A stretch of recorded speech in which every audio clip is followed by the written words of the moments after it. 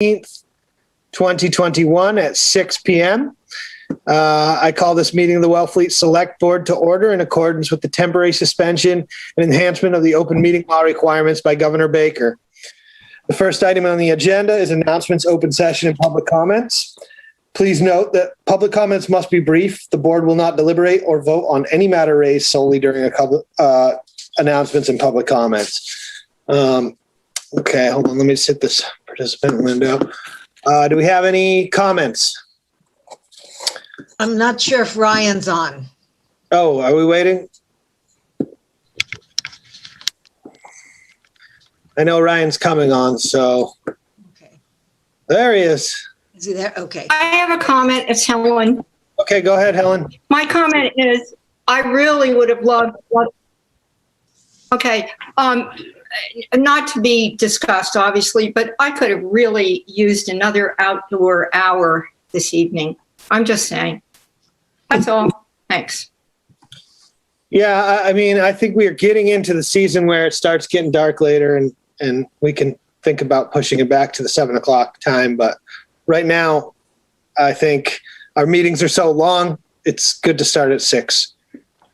While we could get through this budget stuff and warrant stuff.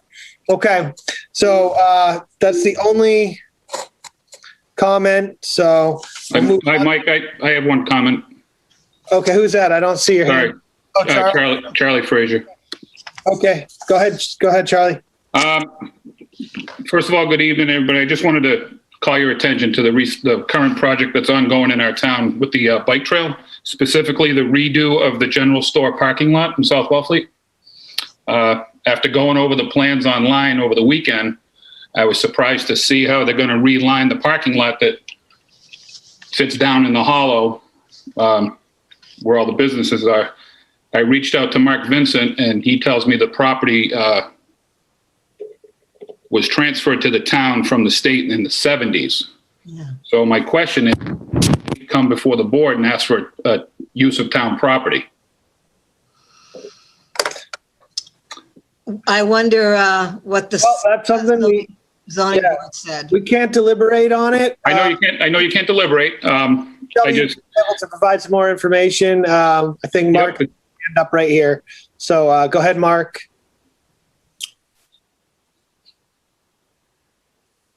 He's muted. Or Jay, I don't know who it is. It just says DPW's iPhone. Their attention, didn't we? We should point that out. Rebecca, yeah, sorry about that. So we have had a discussion with Lawrence Lynch, and DCR notified them that if they have any intention of wanting to utilize that town parking lot, that they should put it in a form of use of town property. We have an email trail of that, and as of yet, we have not heard back in terms of a use of town property. So they've been put on notice about that, but we haven't heard back, or at least I haven't seen the use of town property yet. Okay, we'll be looking forward to an update on that, I'm sure. So, okay. Well, just, if I may, Mike, I know we can't get into this right now because it's not on the agenda, but there's a lot of issues up there with this whole, the state has put up signs directing people to park there. So currently they're going against the town right now if they don't have permission, and maybe we should have those signs removed. And additionally, we have a 2-hour parking limit up there. So I can't even begin to wonder what it's going to look like over the summer. Just some things for you guys to consider. Maybe we need a liaison from the town to work with this group. They seem to be maybe overstepping their boundaries. We need somebody to look out for Wellfleet. Okay. We'll definitely be referring this back to administration and to the DPW, and we'll be following. Thank you. Okay. Thank you, Charlie. Okay. First item on the agenda is our public hearings.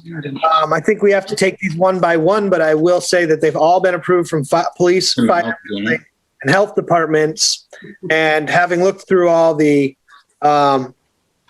documentation, I'm comfortable personally going ahead and taking a vote. So is there anything, I'm just going to go to the rest of the board. If there's anything that comes up as an issue that they feel they need to discuss on these, then let me know now. And we'll take that one out. So, And- Michael, the first one is The flying fish. the flying fish and just their change of the building change, the deck change. Yeah. And this has been through the ZBA. Yeah, and it's fine. Helen?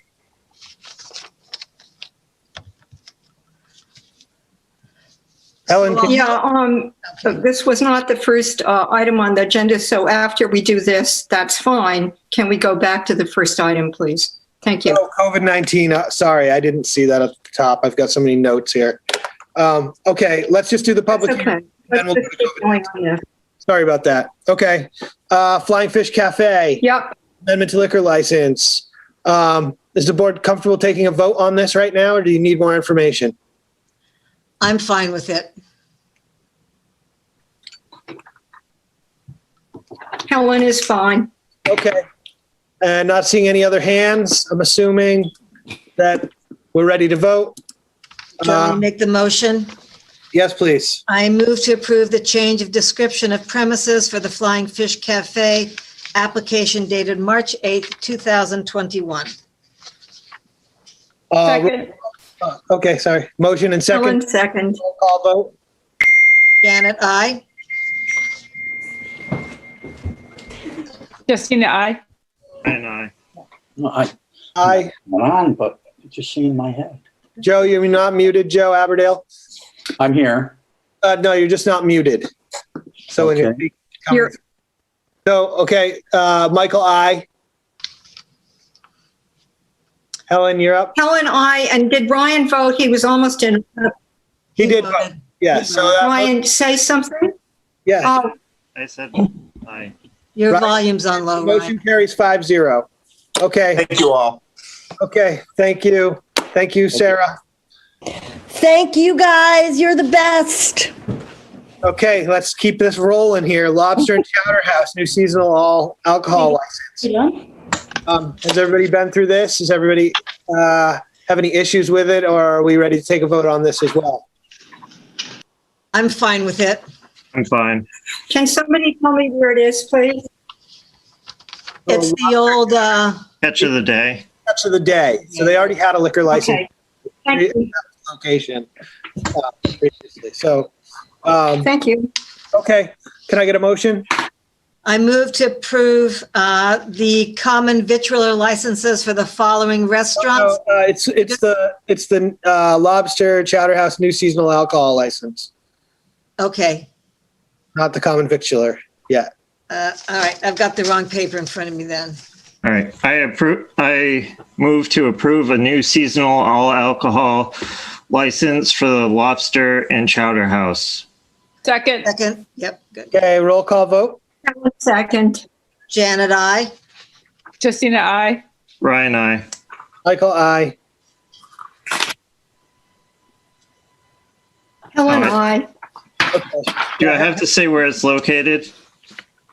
I don't think so. No, we never do on these. Okay. Yeah, it's the business is registered with the town, so. Yep. Chequesset Yacht and Country Club, change of manager. That's just a change of the manager on the liquor license. Is that correct? I think so. The club as a whole. You're right. And a change of manager. I don't know what that is, but, yeah, anyone on the board got a issue or a concern? I would just, if he's here, I would like to give him the opportunity to introduce himself to the town, just because it's, Yeah. the Chequesset Yacht and Country Club is such an important Okay, part of that town, part of that section. okay. Don't see him. I am here. This is Barry McLaughlin. Okay, there you Hey, are. how you doing? Thank you, everybody. I'm glad to be the new general manager at the club. Things are going great, and I'm just thrilled to be here at Chequesset and look forward to meeting everybody along the way. Okay, well, we look forward to working with you in the future, and and on the projects that we have been collaborating with. But for right now, is everybody ready to take a vote on this? Yes, I move to approve the change of manager from Barbara Boone to Barry McLaughlin at the Chequesset Yacht and Country Club, application dated March 22nd, 2021. Roll call, second? I'll second it. Janet, I. Justina, I. Brian, I. Michael, aye. Helen, I. Was that seconded? Yes. Yes, it was seconded. Helen, you have like a 6-second delay now. Okay. Oh, well. All right. So now let's go back to COVID-19 updates and recommendations. Hillary, do we have you on here?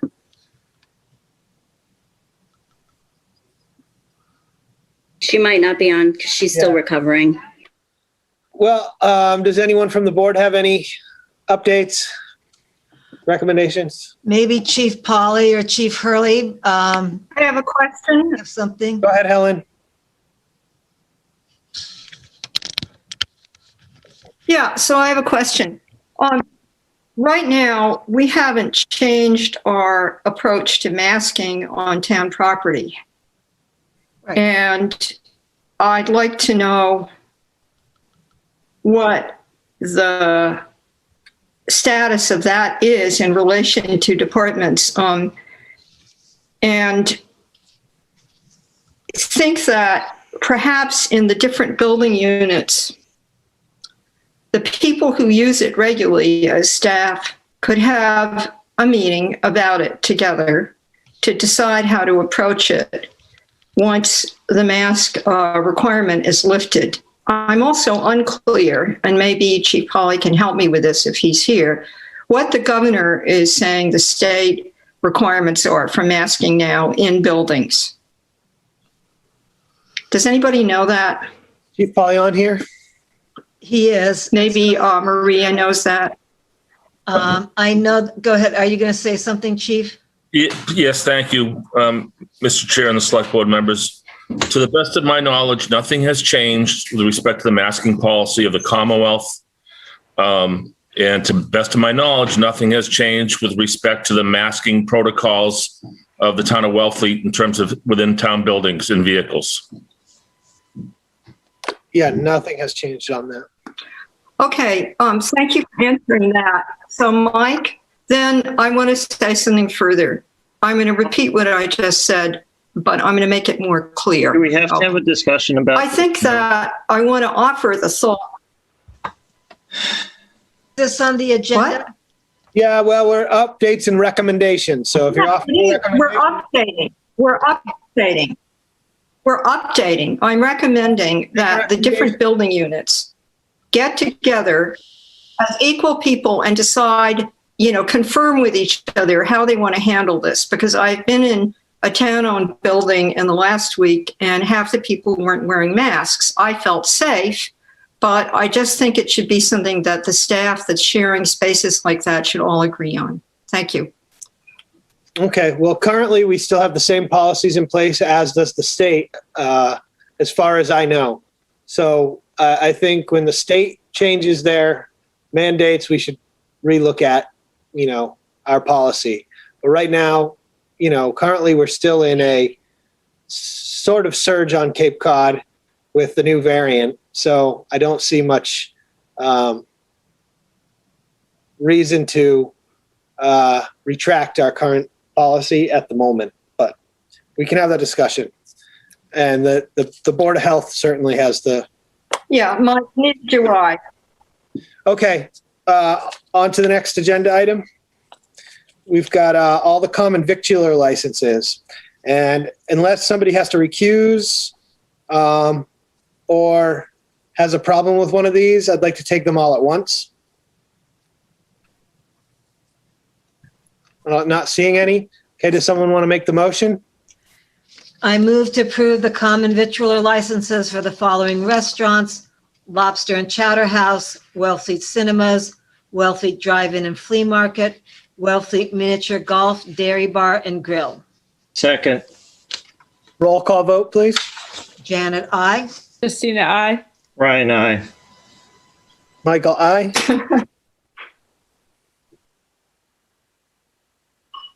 Helen, I. Okay. Now weekday entertainment, same thing. No recusals, no issues. Okay. Motion, Janet, do you mind?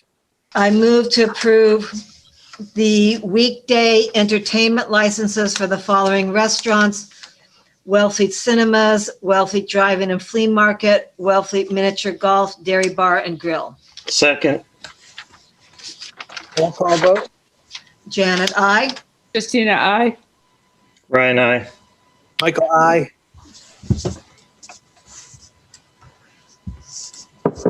Helen, I.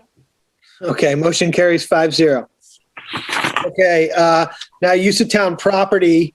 This is the same use of town property that was requested by the Pearl, and I'm assuming this has been signed off on, or actually I know it has, before it got to us. The only question I have about is the fee. I don't know if it's the same as what we charged last year. I couldn't see in here. Maybe I know there's a processing fee, but is there a fee for use in here? So I don't believe we charged any of the restaurants a fee for the whole season to use town property. But I think just because restrictions have been lifted somewhat, we're in a different phase. And since we're talking about the Pearl, they do have their upstairs deck, which outside upstairs deck, which they use. They also have the screened-in porch, which they used last year. And inside, you can be, 6 feet apart, I believe, are the present regulations. So I would either move that they don't need our town property because we need those 4 parking spaces, or that we charge them a user fee by the month. So I see Ryan's hand. I'll let Ryan speak first. Go ahead, Ryan. Yeah. So the select board, the select board actually has a policy on the use of town property. There's a whole set of criteria that we're supposed to assess when assessing a long-term usage fee for a town-owned parcel. The basic use fee per day per parcel is between $0 and $1,000, depending on the application. And then there's a whole section of criteria about how to assess or what to consider when assessing a use of town property fee. I would say that in my opinion, it still increases public safety. So I'm kind of on the fence. But for long-term use of town property, I would like to start, charging appropriate fees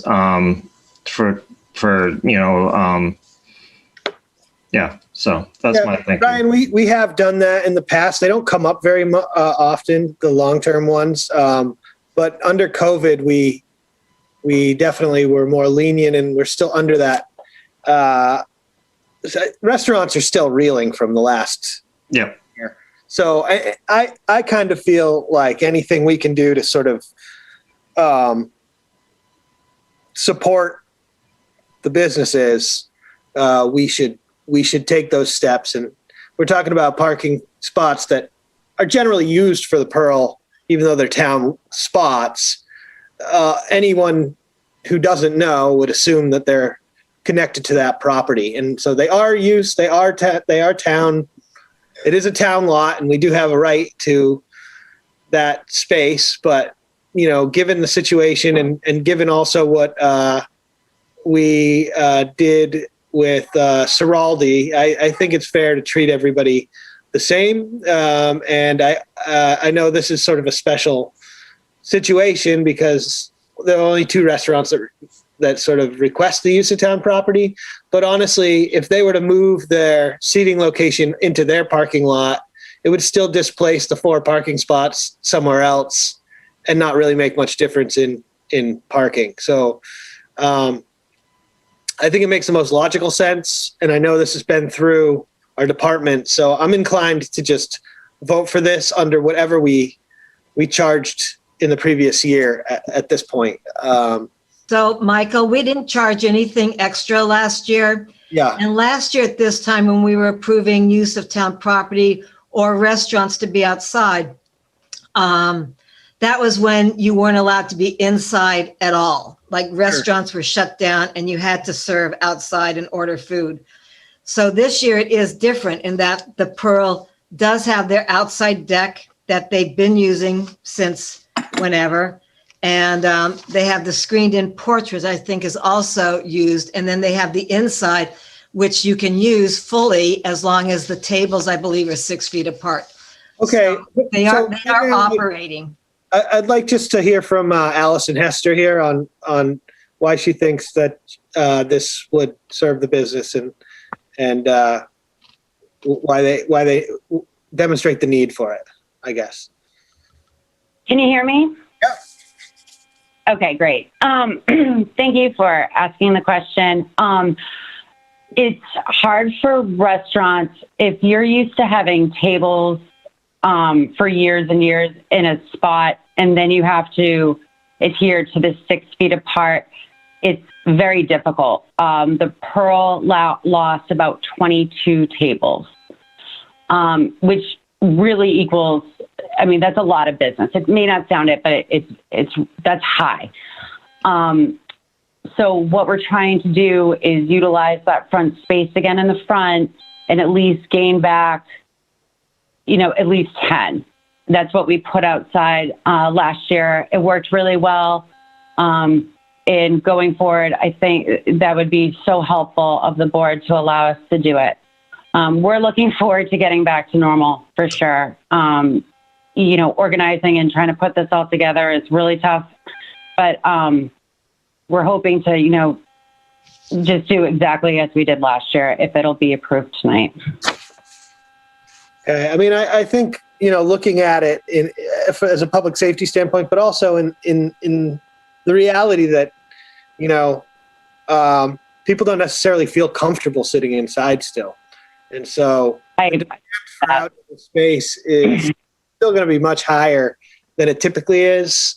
We've got a robust season coming. I mean, we're guaranteed to have a busy season by all our bookings. It just looks like it's going to be a really busy season. So the less sort of we can have close proximities and issues arise, I think the better. And so I recommend that we move on this and just keep it the same as last year. And, I'll go to Justina. She hasn't spoken yet. I'm fine with approving this as long as it's a 1-year thing, because we're still pulling out of COVID. I'm interested in applying the policy Ryan referred to about use of town property. I think it's fair that commercial establishments pay some sort of fair use for town property. But certainly the Pearl wouldn't be the only one using town property. So I would want to make sure that it's, kind of looked at in a fair manner for all the establishments. And so I'd be fine with approving it tonight as long as it's for a year and then revisiting the application of the principle Ryan referred to. Sure. Okay. I think Helen had her hand up next and then Ryan. Yes. We have 5 places you can get food now down at the marina. I noticed that the harbor master didn't weigh in, but basically I agree with Mike about the parking. In other words, it's mix and match down there and includes the stretch along Mayo Beach. I also think that we should allow it simply to ensure that things don't get too crowded inside. And this year, I would also like to waive the fee because this year may be, we don't know how it's going to be. It's more than one variant that's coming towards us. And we don't know how people are going to be feeling about it and what kind of crowds we're going to get. And therefore, the more space in any eating establishment, the better.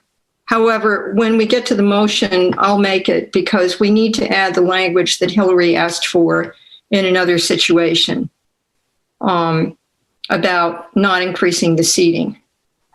Okay? Yeah. So okay. just finally with Ryan, do you want to charge a monthly user fee? I think that we could do it just as just for precedent, a nominal fee of $1 a day. That's fairly low. Yeah, But that's very low. yeah. I was going to say $100 a month. I mean, I think right now $1 a day sounds good. I think we need to support, the restaurant industry right now. I know people in the restaurant industry that have just been reeling, and last year was a hard year. This year's not going to be easy, just controlling crowds and all that. I think this is a benefit for, the town in a public safety sense anyways. So I've got a hand up from DPW iPhone here. So I'll go to that because usually there's some relevant information coming from there. Mr. Chair, I apologize. I didn't mean to have it up. My bad. Okay. Sorry. No problem. So I mean, I would be good with $1 a day. I think that's good, and it's cheap, but it sets a precedent that, when a private business is utilizing public land, that there should be a fee established. Allison, you comfortable with that? Yes. Okay. Yes. Ryan, do you want to make the motion? Helen had additional language. No, Huh? Yeah, I'd like to make the motion if you don't mind. Make the motion. Are we ready? Yes. Are we ready? Yeah. Okay. I move to approve the Pearl Restaurant's application for the use of town property for outdoor dining from May 6, 2021 until October 17th, 2021, 7 days a week from 10:30 a.m. to 10 o'clock p.m. with no increase in seating as allowed by the Board of Health and the Health Department. Thank you. For a nominal fee of $1 a day. For a nominal fee and with a nominal fee of $1 per day. Do we have a second? Second. Okay, roll call vote. Janet, I. Christina, aye. Ryan, aye. Michael, aye. Helen, aye. Okay, motion carries 5-0. Okay, thank you, Allison, for bringing this forward, and good luck this season. Thank you. Okay, Wellfleet Motel and Lodge, approve and request the same layout for outdoor dining as the previous year. I see no problem with this. Does anybody else? Oh, Okay, can we have a motion? I move to. No, just add the language about the seating. Okay, right. Please add that language about the seating. Make the motion, Helen. Unless you-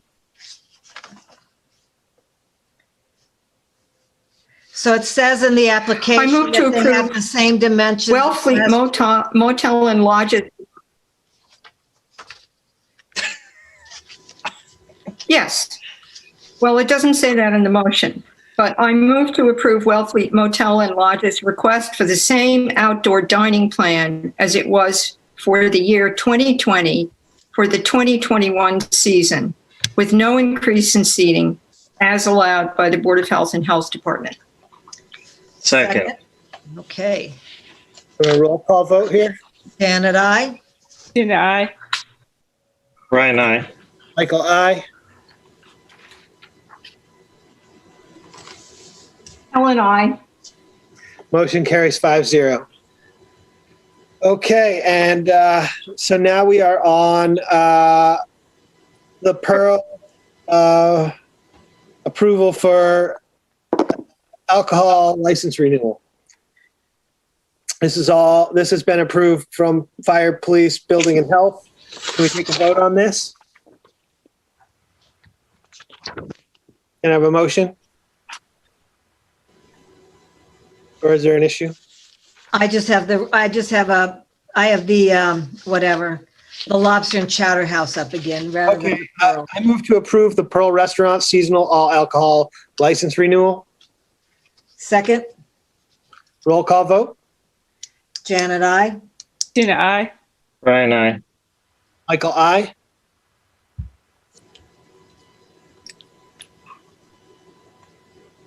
Ellen, I.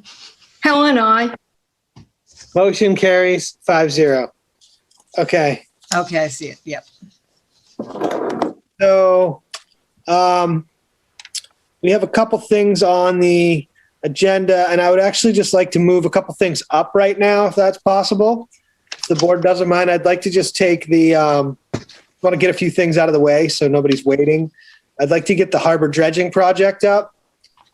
So I'd like to move that up now. It's Joe Aberdale here. Yes, good evening. The dredging project is moving forward. The focus is on Area 1, which begins by the fuel dock, goes all the way around the pier to the other side, and includes all of the boat slips. One permit has been secured to begin dredging October 1st. The cost of the entire Area 1 is $5.5 million. The task force recently submitted a 170-page grant to the state for $2.5 million matching funds. That award will be made in July.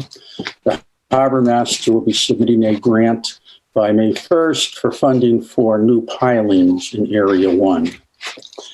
The challenge we're working on now is in Area 2, the mooring field. As I shared with you in the past, the National Marine Fisheries Service is refusing to sign the permit because they are characterizing it as a beneficial mudflat and looking for mitigation in the amount of $13.5 million. Now, when we worked with the State Endangered Species Program regarding the turtles in the harbor, we had a seat at the table and we negotiated with them at a favorable settlement. We have been unable to do that directly with National Marine Fisheries. We have been prohibited from doing that by the Army Corps of Engineers. So I've been working with our congressional delegation, staff from Senators Markey and Warren's offices, as well as Congressman Keating. Their position is we should have a seat at the table to negotiate directly with National Marine Fisheries. And recently, they secured that agreement from them. So a meeting will be scheduled in the near future. And they also recommend that we not engage in any type of mitigation or discussion about a mitigation fund at all until we have a chance to make a presentation to that agency. Which leads now into the issue of lobbyists. Maria had me write the request for a proposal and send it out to 4 lobbying firms.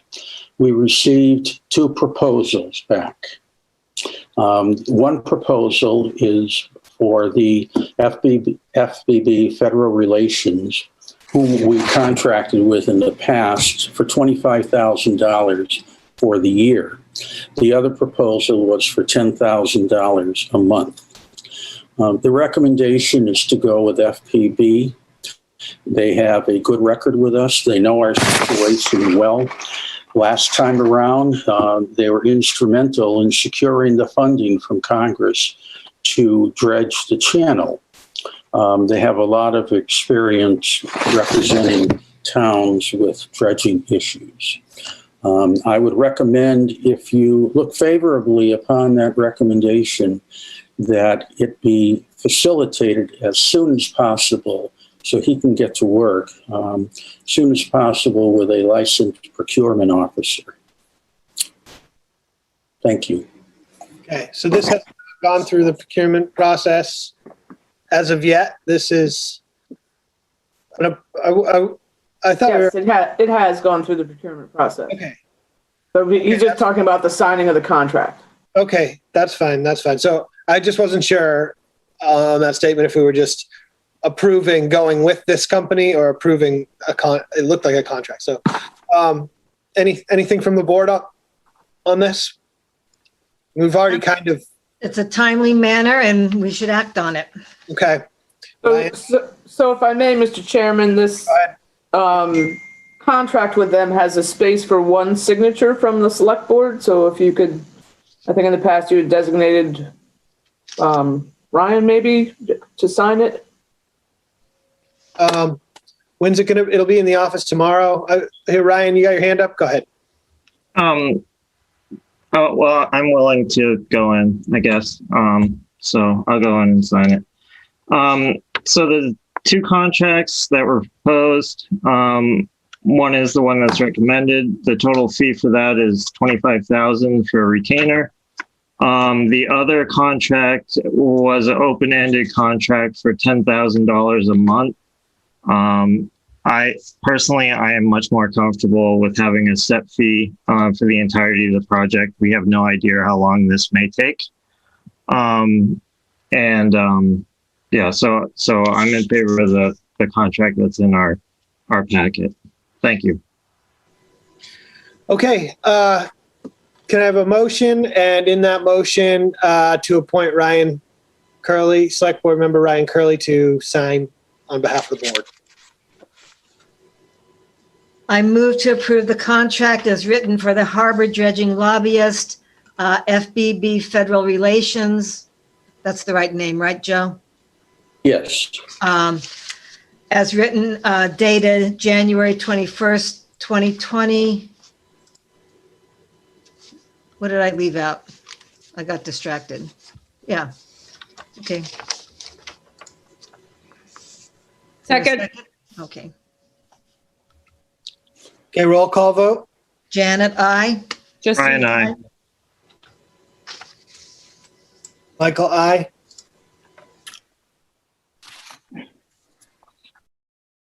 Helen, aye. Motion carries 5-0. Okay. Water Enterprise. Thank you, Joe. Thank you, You're Joe. very welcome. Thank you, Joe. Thank you. The Water Enterprise 2022 budget has been withdrawn for tonight. That's going to be reworked. Then let's see. I would just like to deal with a couple more things, Sharon, and then we'll get to the ADU bylaw. If that's all right.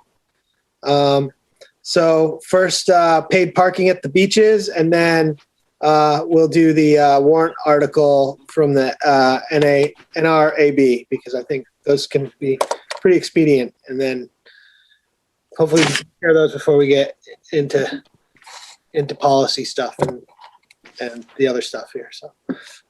So let's do paid parking. Suzanne? Yes, thank you. As you can see from my bulleted memo, I am recommending that the town once more permit paid parking at Whitecrest Beach. Last summer, and an abundance of caution, it was not permitted. I'm happy to report there were no reported instances of community spread based on any beaches in Wellfleet and beach parking lots. So based on that, I would like to recommend that we do allow paid parking this summer. They are self-service credit card only kiosks for payment, and it doesn't require any close contact with any of my personnel. And also it yielded in 2019, even though the paid parking was a little shaky at the beginning, we had some mechanical issues, $198,000 in change. So I'm anticipating we will have well in excess of $200,000 in revenue that we could garner from doing this summer. Yeah. I'll just say, going back in time a little bit, when we did do this, it was at a time that state beaches were they were closed to the public completely. And there was a lot of concern about even parking lot densities. And, knowing what we know now, I don't see any reason why we should not allow paid parking at this lot for this summer. Ryan?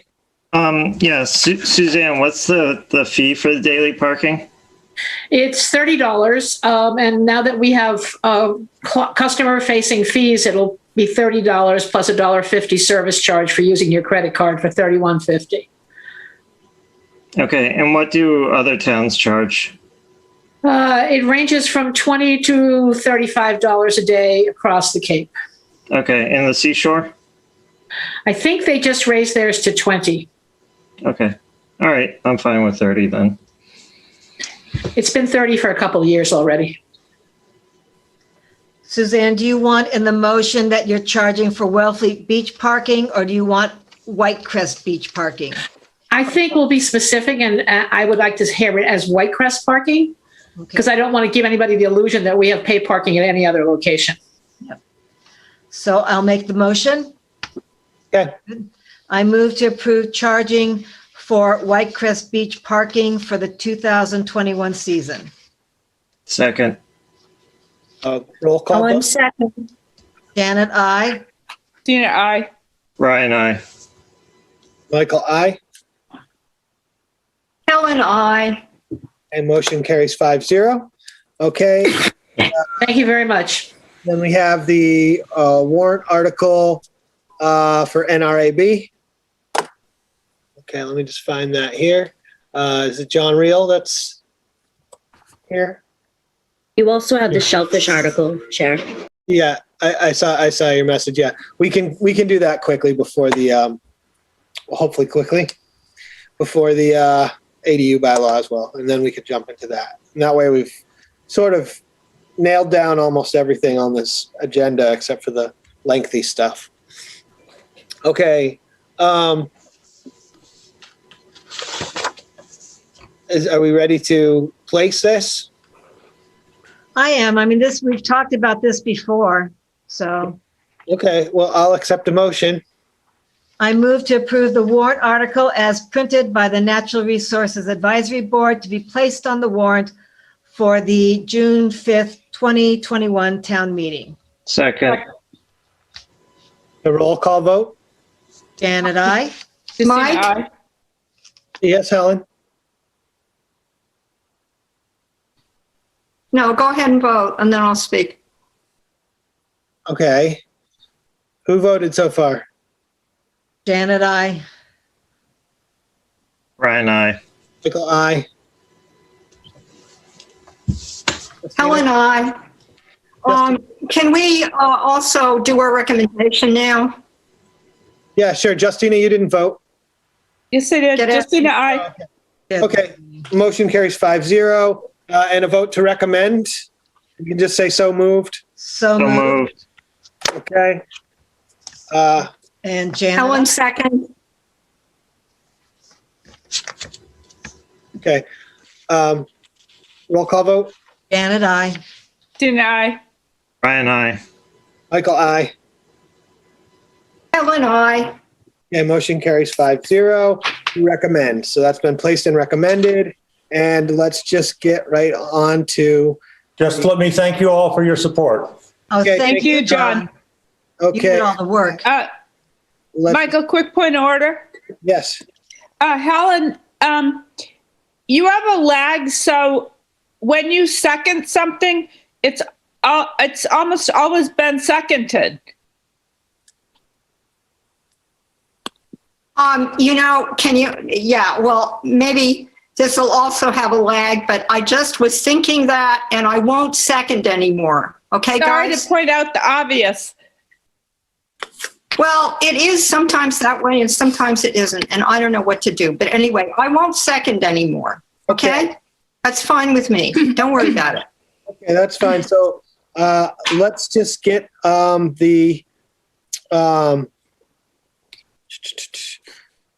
Shellfish Constable warrant article to be approved, Nancy's article. So I got to find it in the agenda now because I've gone up and down and back and forth. Well, there's some new language too. Okay. Because do we need to amend I did now? Yes, it's not. Yeah. Okay. Yeah. Hold on one second. Let me just call it up on mine. Bear with me. Is it a lot? Do you want to screen share? No, it just basically it takes out the transfer part.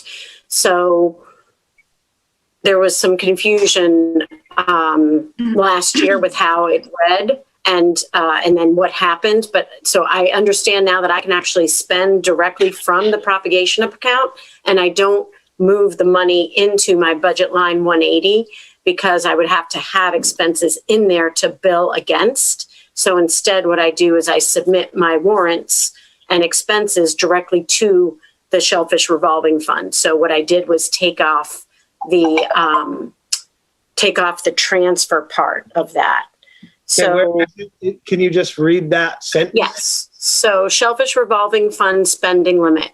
To see if the town will vote to establish a spending limit for fiscal year 2022 of $50,000 for the Shellfish Revolving Fund established pursuant to MGL Chapter 44, Section 53E and a half, period.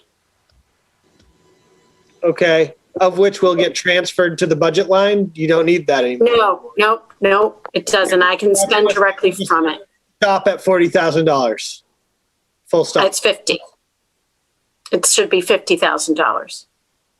Oh, okay. It says 40,000 of which. So we're getting Right, because 40,000 would have gone so that I'm not taking taxpayer dollars anymore for my propagation budget. I'm only 6,000 of my propagation budget will be covered by Okay, taxpayers. so we're deleting Yes. 40,000 of which will get transferred to budget line 180, which is the Shellfish Department's propagation budget. That's Exactly. deleted. That's Okay. it. So Yep. that's the amendment. So can I have a motion as amended? I move to approve and recommend the warrant article as amended by the Shellfish Constable for the warrant to be voted on at the annual town meeting, June 5th, 2021. Second. Okay, roll call vote. Janet, I. Tina, I. Brian, I. Michael, aye. Helen, I.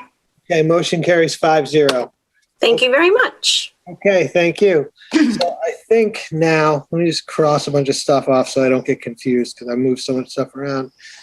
And you guys let me know if I miss anything, but I think we can move on to the ADU bylaw at this point. Right?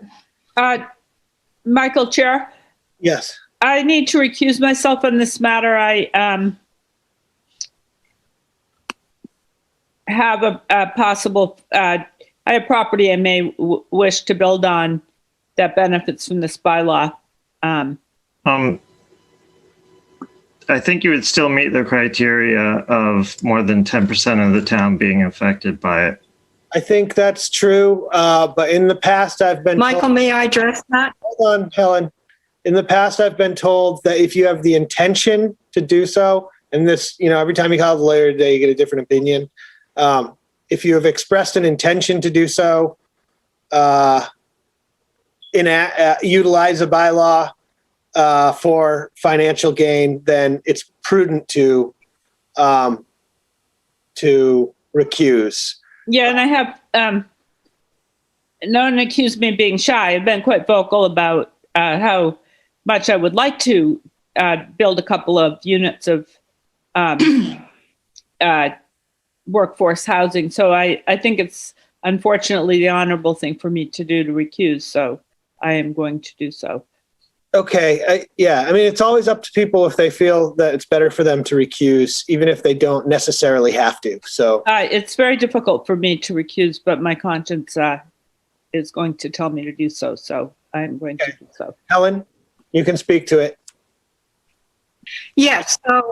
So as you can imagine, because I was working on drafting on this bylaw and actually spoke with the Ethics Commission 3 times about it. And once it stopped being a petitioned article, which had its own set of restrictions for me, I got down to the nitty gritty with the attorney of the day, and we established how many lots there were. I did this with Nancy Vale too. And generally, Justina, even if someone has no intention, or if one does have an intention, the number of lots on which this would be possible does exceed 270 something, which is what their percentage is based on at this point. They base it on the 217 The Ethics Commission's bases the percentage right now on the last census. Remember, the census we've had hasn't come out yet, most recently. Point of order. And Ellen, hold on. We've already covered this. I'm addressing. So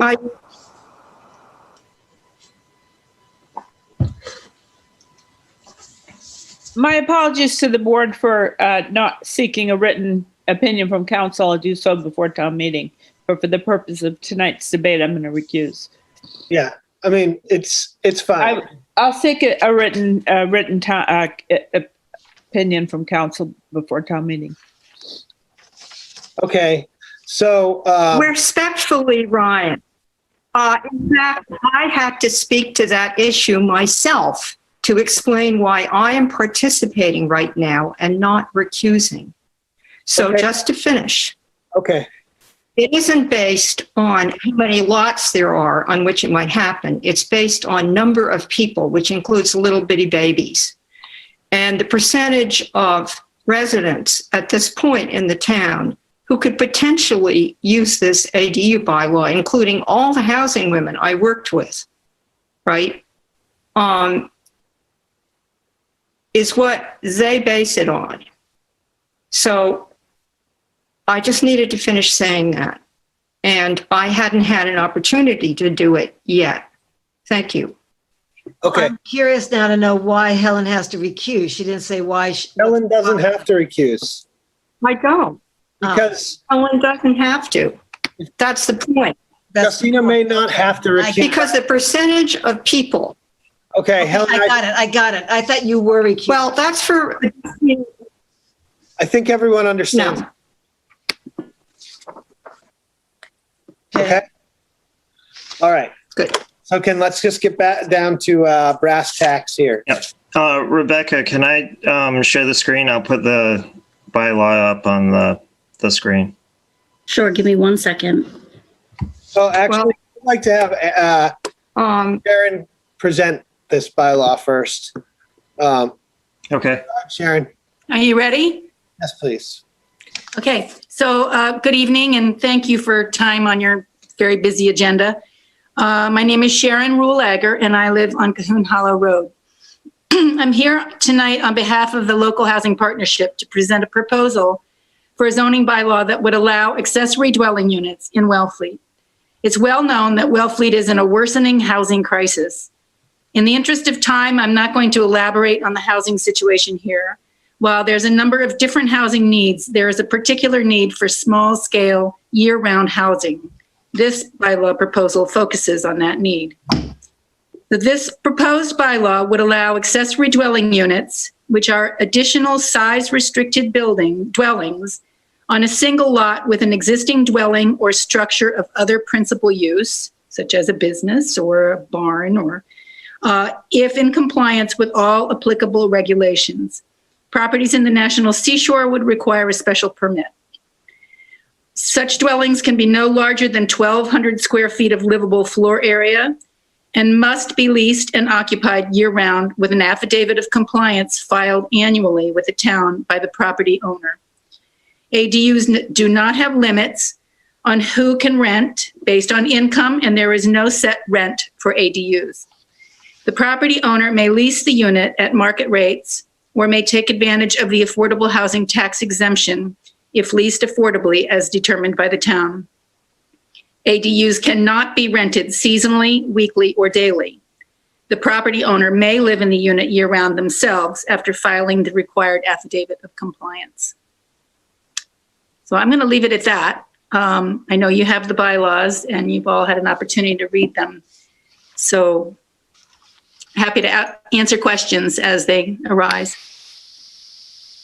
It's my impression that a lot of towns have done these by right ADUs, including Provincetown and Eastham. Yes. And are there other towns that are by right ADU right now? Yes, there's quite a few. I don't have that piece of paper right handy, but yes, I think there's 8 of the 15 towns are current, and others are working to change their bylaws. And Sandwich has one submitted as well? I believe so. Okay. So this is something that's being sort of promoted by the state as a way to relieve pressure on the housing crisis, and is being actively pursued by many towns on the Cape. And so, Ryan, you had your hand up. You want to share your screen first? Yeah, I know that Helen's going to, she sent us her proposed amendments, which I think is what you'll get to, right? So I'll just put those up on the screen so everybody's on the same page. Okay. So these are Helen's amendments? Yeah, and Mike, may I speak to that? Yes, okay. And I have one. My amendment. Hold on a minute. Let me speak to what's up on the screen. Is it up on the screen for you Not guys? yet. Give me 1 second. Okay. So I can just tell you that most of the things in red are simply typos. As some of you know, I worked with Olga Kahn and Sharon Rule-Agger and Elaine McElroy on this for literally weeks. And we consulted a whole list of people who I'm going to list rapidly because it's important. The building inspector, the health conservation agent, Harry Turkanian, Bruce Behrens, a specialist in this kind of thing who works with the Cape Cod Commission called Stephanie Cox, 3 members of the Zoning Board of Appeals, and Sharon, who am I forgetting, if anybody? Did you say the housing? The housing partnership. Yeah, I said the building inspector, but also 2 groups, the Housing Authority and the Housing Partnership, also were conferring on it in various drafts. And the Housing Trust people were also, sometimes there's an overlap between those 3 housing groups. We're looking at it. So this got perhaps even a greater degree of scrutiny than a zoning bylaw gets when it's going through the planning board. No disrespect to them. So my amendments are just a lot of typos, not a lot. I mean, we really dealt with it. And in the body of the bylaw, you can see 6.21.2.1, and I conferred with Sharon about this beforehand. We missed something, which is we have to put within or attached there next to accessory building. And then I had some, enhancements, really only one to the summary. And Sharon wants to leave in what I've put struck through there. But, Sharon, whatever, it's the summary. So if you feel strongly about it, just pretend those lines aren't there. The rest of it is just, a couple of typos and some, included words to make it more clear. But otherwise, I'm good with this. And let's just take out the strikeouts for that kind of additional information, which is within the bylaw as well. Okay? That's it for me.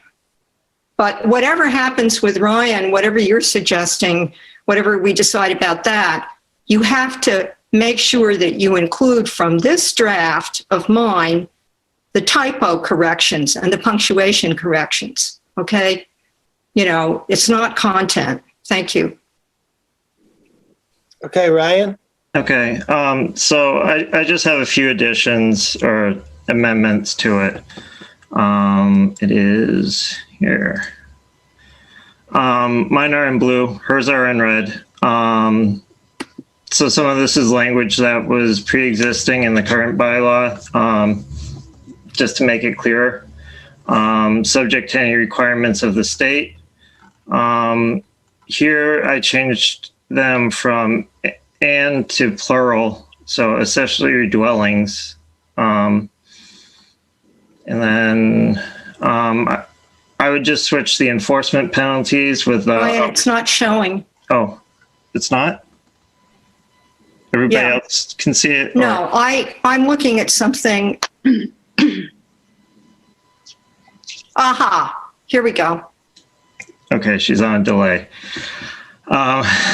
So then I would just switch the enforcement penalties with the opportunity for affordable housing tax exemption, because it kind of makes it sound like the enforcement penalties are applicable to the affordable housing property tax exemption. I think it's just cleaner if the tax exemption comes after the enforcement penalties. That's my only changes, so. Okay, can you scroll up? Which section is that, please? So I retitled 6.21.6. Scroll up so we can see that, please. Helen, you're on a delay.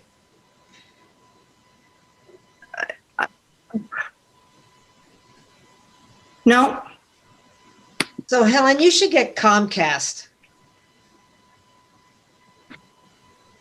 It doesn't work. Let's not do this. Get into it, but there's Okay, it doesn't work here. Internet connection. Okay, sorry. Just have to deal with the fact that it's a 4 or 5 second delay right now. Ryan, I just, as far as accessory dwellings, I'm not sure if it should be changed to plural because we're defining what an accessory dwelling unit is. Yeah. So I think it should probably be singular as a definition of an accessory dwelling. Okay. Yep. Just because, that's what we're defining is what is an accessory dwelling. Then there's one other issue that I had here where it says accessory dwelling units may be allowed either as detached building. I take issue with the word may there. I was listening to a zoning board of appeals meeting last night and the word may should be shall right there. Shall be allowed meaning that you still have to get some permitting, but may be allowed doesn't actually affirm anything. So it doesn't affirm that anything may be allowed or anything may exist. That word basically surmises that somebody has to determine whether it could be allowed there. Yeah. And the rest of the bylaw spells out the conditions in which the dwelling unit is to be permitted. So you still need to get a building permit. All that stuff's in the bylaw, but I think it should be shall be allowed. I agree. I have consulted with a lawyer on that too. Yeah. Mike, may I address that, please? Yes, Helen.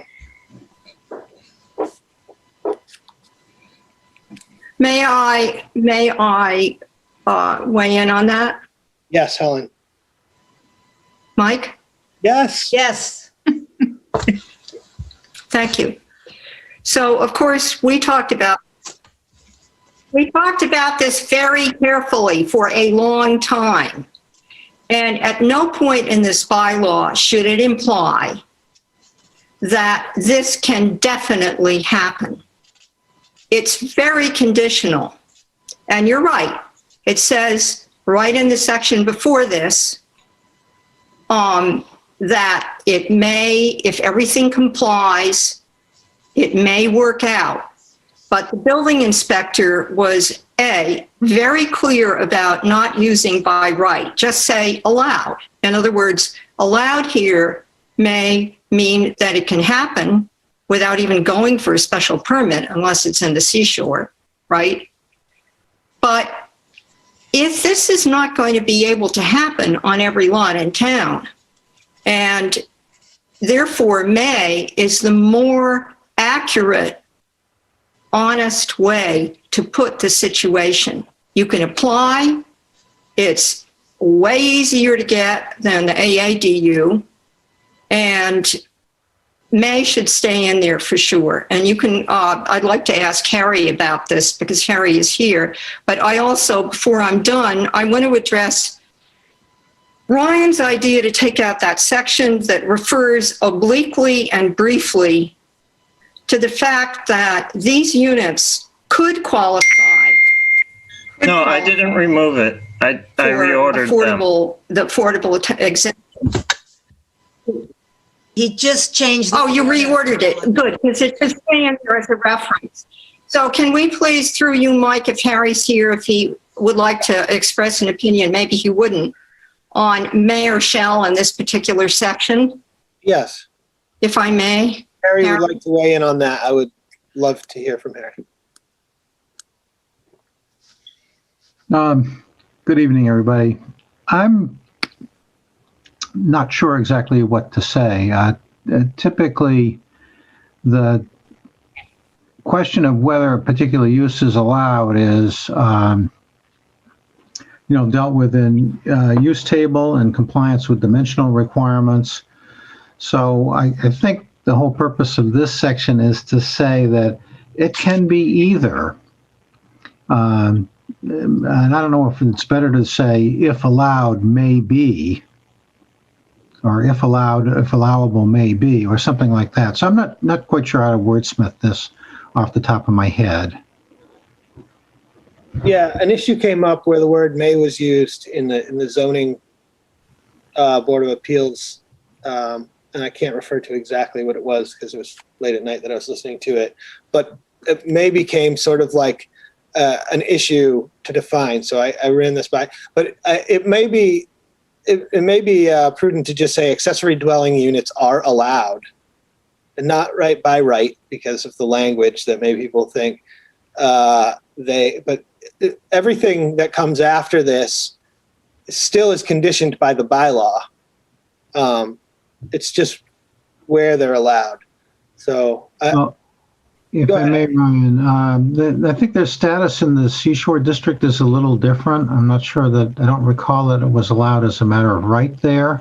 No. And just a minute. So, if you want to say in districts where accessory dwelling units are allowed, they may be either A or B. Okay. Again, I hate to draft on the fly. It's not a good way to do things.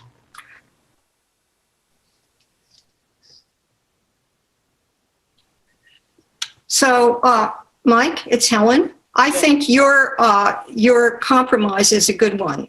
So 6.21.2.1, accessory dwelling units are allowed. Yeah. Either as, right? Yeah. I think but with that, it's affirmative. One hopes that one has read the rest of the bylaw, because what that implies is they are allowed, right? And they are not allowed always. And that's the reason we used may. Right. Right. In other words, it's not a certainty. It's a possibility. And these are all the different kinds of ways in which you could have such a unit on your property. Yep. And Jan, by the way, Jan Morrissey, who was the person one of the people from the ZBA, is the person who helped with all the different uses being listed, the ways in which you could attach or put within or, have it be separate. Sure. Yeah. I still would prefer may. Well, but if you must have R, okay. It's a little misleading. Well, I'm not sure it is, because what you're defining in here is what types of structures these units are allowed in. Everything's still conditioned by the bylaw. So I'm comfortable with this language. I think it's just clear to anyone who's got to make a determination on it that they're allowed to be in these buildings. Okay. Conditioned on the rest of the bylaw, obviously. Okay. Yeah. I'm comfortable with that if everybody else is. And then I did have one other thing, and I've brought it up before, and maybe this is not necessary, but I feel like if there's any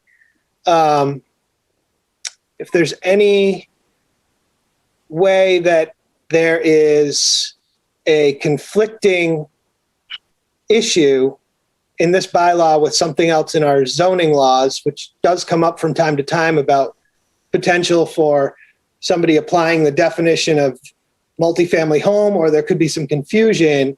I would prefer, I know it says where applicable here. I would also prefer it to say, unless otherwise waived by this bylaw. On 6.21.2 at the very end, the Commonwealth of Massachusetts and What section are you looking at? and federal statutes, bylaws, and regulations where applicable. And then I would like it to say, unless otherwise waived by this bylaw. Because I think that sort of keeps you out of a conflict from there's some issues with multifamily dwellings not being allowed in our zoning. Right. And so I think this sort of cleans up in a way, if this were to come to the ZBA, that by saying that you can sort of clear up the fact that this waives that provision that multifamily homes are, not allowed in XYZ of the use table. So just as a point of caution and to be very clear, I think it's prudent to put that language in. I don't know. What do you think, Harry? Mike, not waived, allowed. Okay, if you're going to put this in here, it's not waived. It's allowed by this bylaw, if you want to put this in there. But I feel that that's implicit in the whole bylaw. No, Helen, it says, in additional dwelling unit allowed on a single lot, if in compliance with all town, Commonwealth of Massachusetts, and federal statutes, bylaws, and regulations where applicable, unless otherwise waived by this bylaw. Meaning that if this bylaw waives another bylaw in saying two families can be on the same lot, that it would supersede that bylaw, the previous bylaw, rather than conflict with it. Does that make sense? It needs to say waived. Or, I mean, I guess it could say or allowed. So, no, waived is not something you do in a zoning bylaw. Well, okay, fine. Yeah, you don't waive things. So don't these have to be sent to town council and approved? Yeah, but they'll approve whether it's like legal or not. They're not going to go through all our zoning bylaws. They have to be sent to the planning board. Yeah. Well, the planning board has bylaws that conflict with each other right now. I'm just saying. Not every. They have to go immediately to the planning board. Mm-hmm. They have to go to the planning board immediately. Well, what does the board feel like on this? Or Sharon? I mean, Sharon or Elaine might know, but, you have to kind of read the whole thing all over again every time we make an amendment. Yeah, this is all I have. I'm not going to do anything else. And if the board doesn't, and if people don't think it's necessary, that's fine. I just get concerned about bylaws conflicting with other bylaws and then coming to the ZBA and there's a conflict and no clear provision of which one supersedes the other. And so, language such as this, you could write unless, I think this is what you'd write, because in the previous AADU bylaw, there's language similar to this about if this bylaw waives another bylaw, or you could write, or isn't, unless otherwise it is allowed in this bylaw, but that's kind of. Mike, it's okay. Just put allowed in there. Just put allowed in there and it's good to go, whatever. Sharon, how do you feel about this? Yeah. Through you, Mike, to Sharon. I honestly don't have an opinion about whether it's waived or allowed. I understand the discussion, but I don't have an opinion. Harry, I hate to do it to you, but about drafting on the fly. Can we just use allowed, please? Well, if I may, Mike, just a couple, you have general regulations in the bylaw, area, setbacks, height, percent ground coverage, that apply to all uses. And then you have uses that are defined that have specific limitations that apply to them. So, what would apply to an accessory dwelling unit, that's in a different silo from an apartment building or a single-family residence or a machine shop. So I don't think you have to worry about requirements that are specific to one use being in conflict with requirements that are specific to another use. You only have to worry about requirements that are specific to this use being in conflict with requirements that are applicable to all uses. So I'm not sure that I see that this is a problem that needs fixing. The only thing is that in our definitions of multifamily dwelling, that's where I think there may be an issue. But see, I look at that as a completely different use category, which is in its own silo. Okay. So that's, again, you're Mike? You're getting what you pay for here, unfortunately.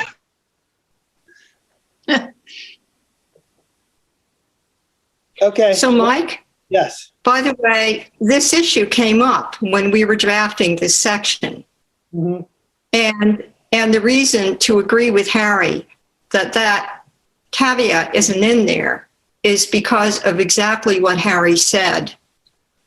The whole point of this bylaw is it's an exception to all these other situations. Okay? And the last phrase that you want to add, just to be sure it's not going to be in conflict, right? Yeah. Is it's redundant, really. So I'm agreeing completely with Harry, and this was something that was discussed very carefully I'm not drafting on the fly. I mean, I'm looking forward to extracting myself from this language, which is tattooed on my brain. Sharon's probably laughing. So I would just leave this out, okay? Because it applies to a very specific situation. Thank you. Okay. I mean, I'd prefer to put it in there just to be clear, because I don't think it does any harm, but, Anyone else want to weigh in?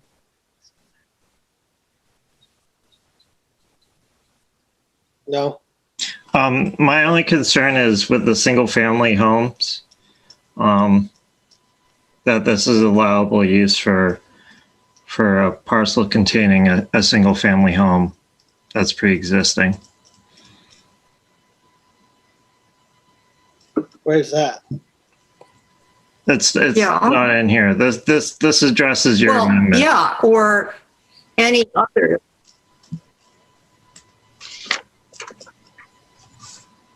You think this would? It's in the first section, Ryan. Ryan, there's a section about that. Yeah, okay? I'm up at the top. And I can't scroll down to get to it.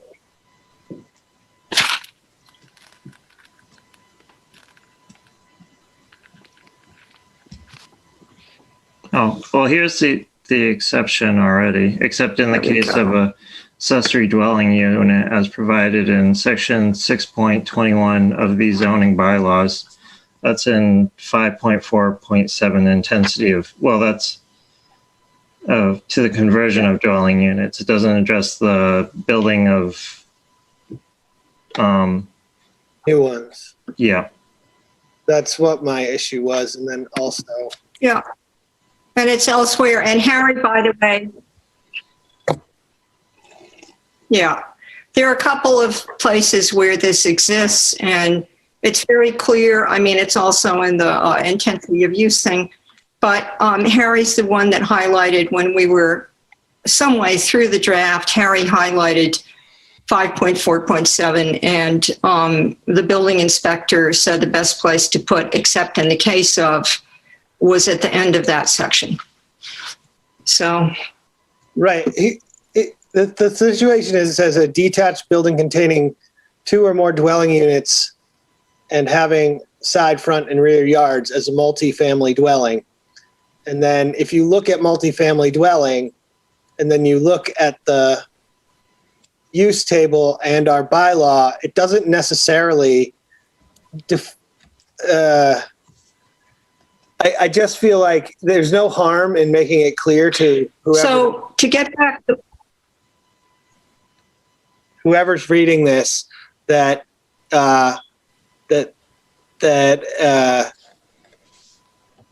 it's not in conflict. I don't know. I just have a.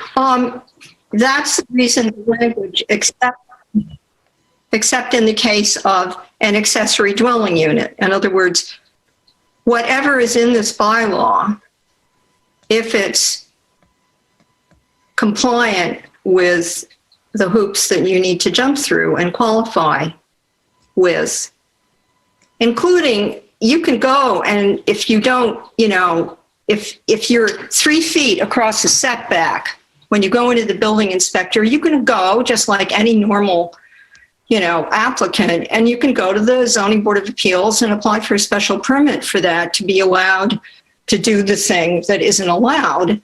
And you'd probably get your permit, But the way it is here is if the building inspector sees everything checks out, just as if you were building a first house on a lot that was undeveloped, if everything checked out, right, you could just get your building permit. And that could happen with these. And the beauty part of it is one of the most important things that isn't in the summary, doesn't need to be really, is that what we had before with the AADU is if you were in there and you qualified, because you had to qualify financially, and you got a slightly better job or another job, and you went over the threshold for what you could be earning, you legally should have to leave that unit. And with this, you don't have to. And there are a couple of things, here that are really quite beautiful in terms of protecting the environment and protecting intensity of use, which can be something that, it's basically if the site can afford it and the process has gone through correctly and you rent year round and you submit your affidavit, every year,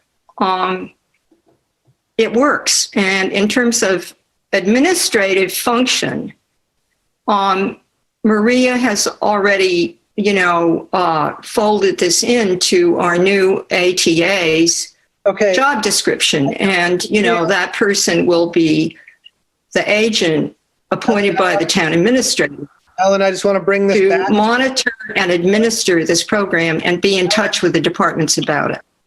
That's beautiful. Yeah, I just want to bring this back to what we're talking about here, which is actually the language. I'm done. Right here. And personally, I'd be fine with, can you scroll back down, Ryan? Yep. I'd be fine with saying unless it is allowed by this bylaw right there. And I don't think it causes any harm, and it makes it clear to anyone reading it because, can you scroll back down, Ryan? Yep. This is the definition of an accessory dwelling.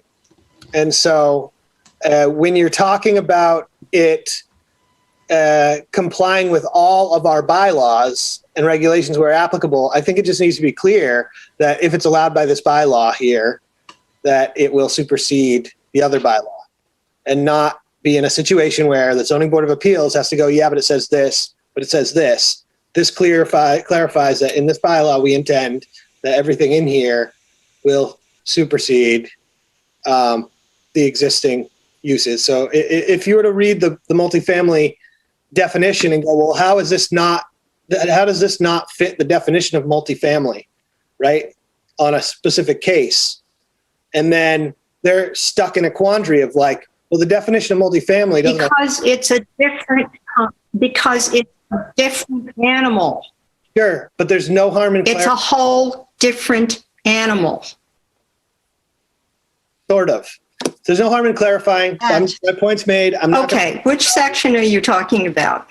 Just right here, unless otherwise allowed by this bylaw. That's all.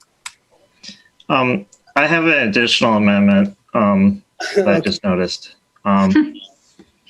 Under conversion, 5.4 or 5.4.7, where it says the external appearance of the structure is not changed, I would strike that. Because that's the original document of 5.4.7. We'd have to change the intensity of use application. That's not part. We're not. No. No, That's why it says. no, accept- that's not in this bylaw, Ryan. That's in the AADU. That's not in this bylaw at all. Oh, intensity of use application to the conversion of dwelling units. The third sentence. Yeah, says- Ryan, really quickly, on the bottom here where it says accept in the case. Yes, but the last That's what accepts. sentence, Oh, okay. So that's amending a different bylaw. All right. Yeah. The intensity of use application. Okay. Yeah. So yeah, that's different. My concern was really where it says multifamily dwelling and having any kind of hang up on that in a zoning board process where something can be qualifying as a multifamily dwelling or a ADU and one's not allowed on a single family lot and one is. And this here right here says it's allowed if it complies with all of our other bylaws and regulations. You know, so that's all. I just think it's important to put it there. And whether it's redundant or not, it might be slightly redundant. I don't really think it is. And I think what it does is make sure that this doesn't conflict with that issue or maybe another issue. And, you know, that's all. I have no more points. And if the board's willing to accept that, I'd be. That being said, Michael, what you just said, I now get it and I agree. Yeah. So I move to approve the proposed ADU bylaw as amended, presented by Sharon Rollager as amended. What? By the select board? Yeah, by the select board. Do we have to say something about town meeting in the warrant? Move to approve and recommend to place on the town meeting warrant Okay, second. of June 5th, 2021. no, it has to go to the planning board first. Oh, all right. Well, Guys, I think we can do this. Why hasn't it gone to the Mike, planning will you board? please ask Harry to weigh in on this if you're not going to Harry, listen to again, me? since you're here, I we forgot. want some more free advice here. Okay, well, this is, okay. It's the process here I'm unclear on. Yeah, the zoning act defines the process that you go through to amend zoning bylaws that are not initiated by the planning board. And you file a petition with the Board of Selectmen. They refer it within 14 days to the planning board. The planning board conducts its hearing, issues a report, and then town meeting gets to act on it. So this is probably the place where you have a chance to recommend it, or you can wait and see what happens after it's come out of the planning board process and see what changes they recommend and see whether you're comfortable with that proposal. But, you know, the roadmap here is it goes through the planning board before it gets to town meeting.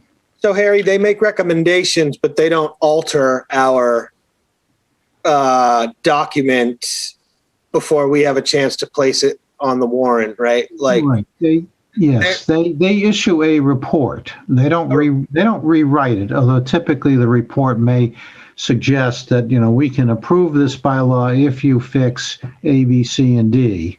Sure. Okay. So they have that power, and they may on town meeting floor offer those as amendments, but what's sent to them is what they hold a hearing on. Okay, so I would like to make a motion then.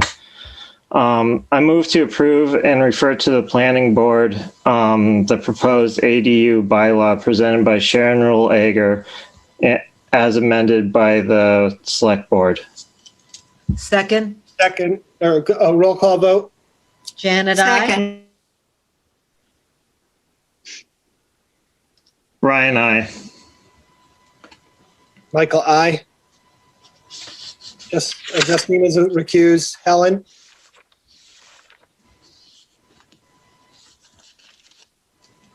Hey, Helen, you voting? You lost Helen. Yep. Whoop. Gone. Helen disappeared. Okay. Okay. So I think she wants to vote on it. We'll see if she pops back up, but I'd also like to make a motion to recommend, because I think it's important that we just recommend it as it is. We can always change that if it comes back to us to place on the warrant. All right. I see no real problem with it, we can always amend that recommendation. So I Yeah. move to recommend the proposed ADU bylaw presented by by Sharon Rule Agger. To recommend it to do you want to place it on the warrant too? Yes. Recommend and place on the warrant of June 5th, 2021. Yeah, if it comes back from the planning board, we want to make alterations, we can just Yeah. replace do it that. again. Is that okay to do, Harry? Yes. Okay. Do I have a second? Second. Okay. A roll call vote? Janet, aye. Michael, aye. Ryan, I. Okay, the motion carries 3-0. Oh, there's Helen. Helen, we're just. Helen, I got disconnected. Okay, this is to. Yeah, it's fine. I got disconnected. To place and recommend. Yes, all ayes. Okay, you said aye. Okay. 4-0, 1 abstain. Okay, and Helen, do you want to cast your vote on sending it to the planning board? I held that open before I closed the vote. Yeah, Helen, I texted Rebecca. Okay, so that motion carries 4-0. Yeah, Helen, I on the ADU bylaw, right? Yep, on both counts. Okay. No, 0. Okay, great. Okay, so can we go back up to having the packet on the page? So you should be able to take it back over, Rebecca. Okay. I'll send you a clean copy too. Thank you and good night. Well, thank you. Oh, Sharon's leaving. Good night. Okay, Good night. thank you, Sharon. Okay, Gary Sorkin had his hand up and he put it down. Gary, you want to do something It's to already say? come and gone. The question had to do with whether this required a 2/3 vote or a simple majority. It will require a 2/3 vote. No, it will only require a simple majority because it's related to housing.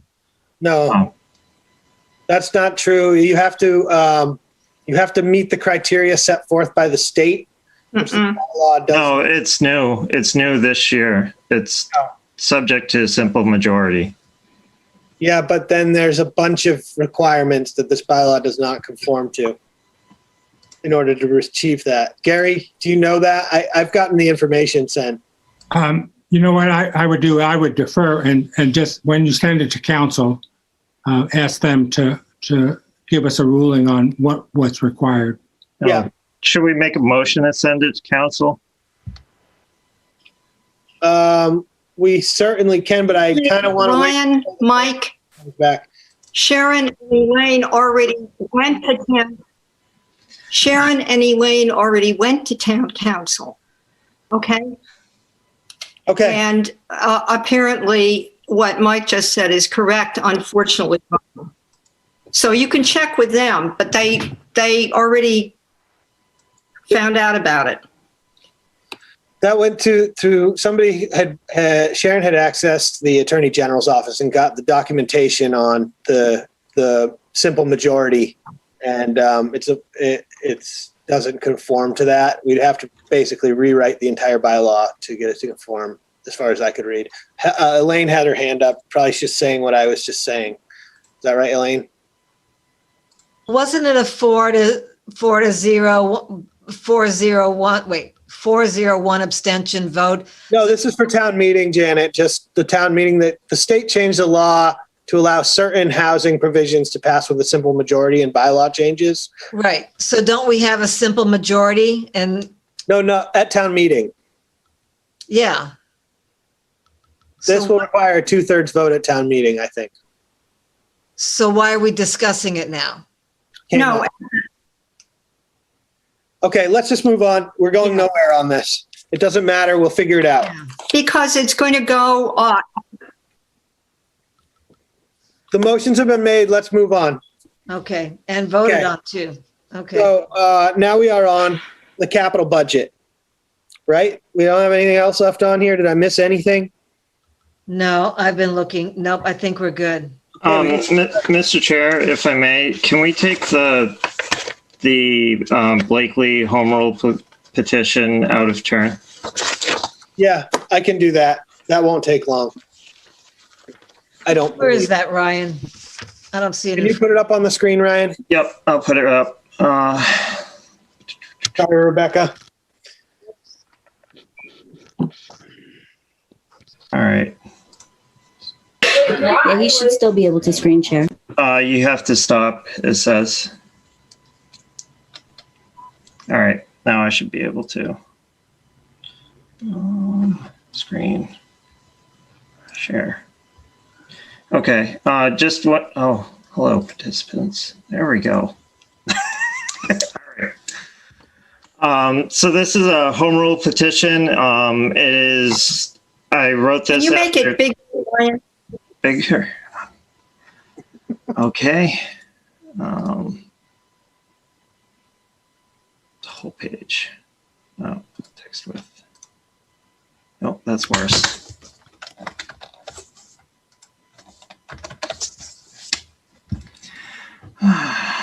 So go back into view and do 200%. Yep. There you go. So this is a home rule petition. I wrote this after consulting with Senator Sears' office and Representative Peake's office about how to address the issue that has happened with the DCR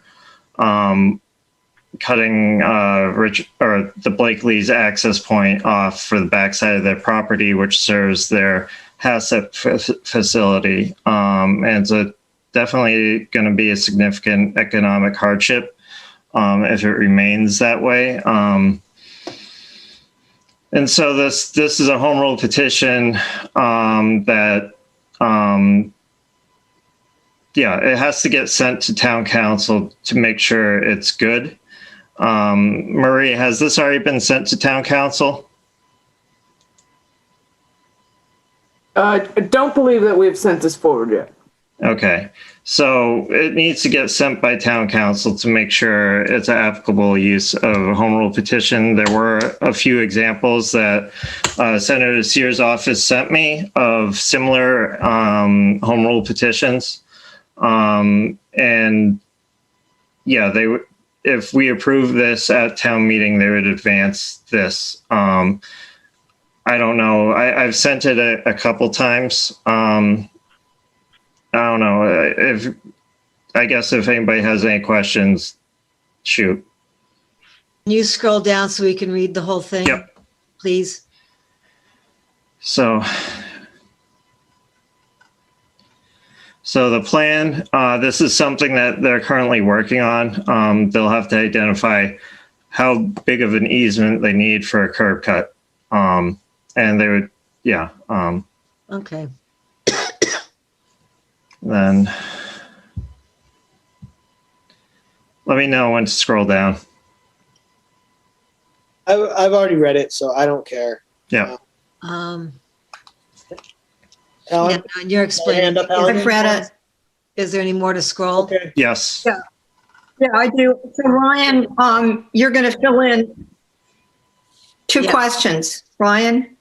The first is, you just said they're going to figure out how wide of an easement curb cut they need there. Who is they? The DCR or Richard, the Blakely estate? The Blakely's. It's the Blakely's responsibility to provide basically an engineer or surveyor's plan of basically the proposed curb cut and exactly how many square feet that easement might be onto the state or the DCR owned parcel.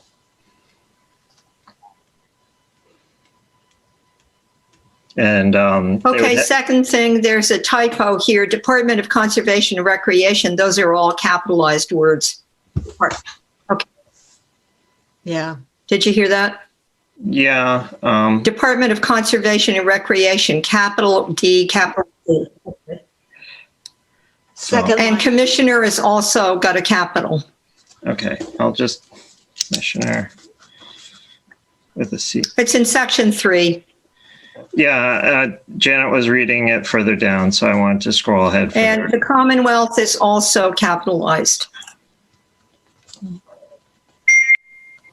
And they'll have to do a no net loss. Thank you.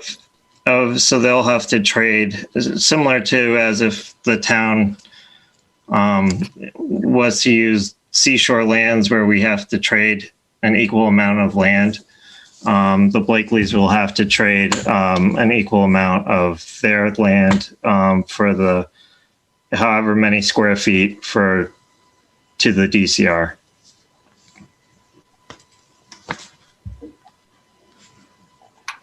Okay, unless there's any more amendments, I'm prepared to vote on this. Is Justina back in here? Yes. Okay. This is just a request. It's a home rule petition. So,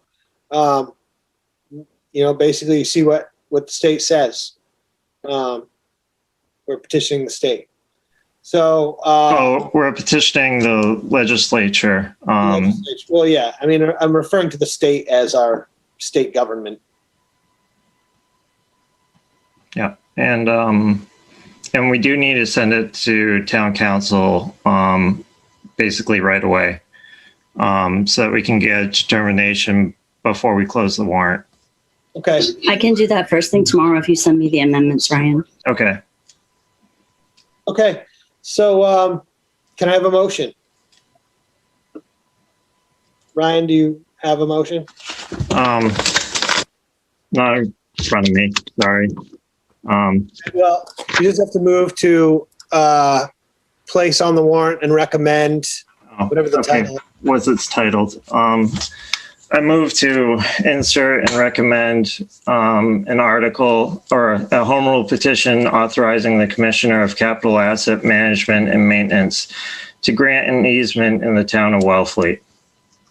I would say maybe to the lot number or whatever it is. The lot numbers are in the description. All the examples that were sent to me by Senator Sears' office do not include the book and page as the title of the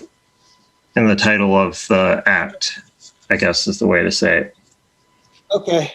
And we don't have an article number for it yet, so that. No, we don't.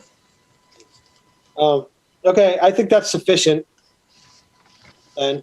Second. Maybe a second. Justina seconded. Okay, roll call vote. Janet, aye. Justina, aye. Ryan, aye. Michael, aye.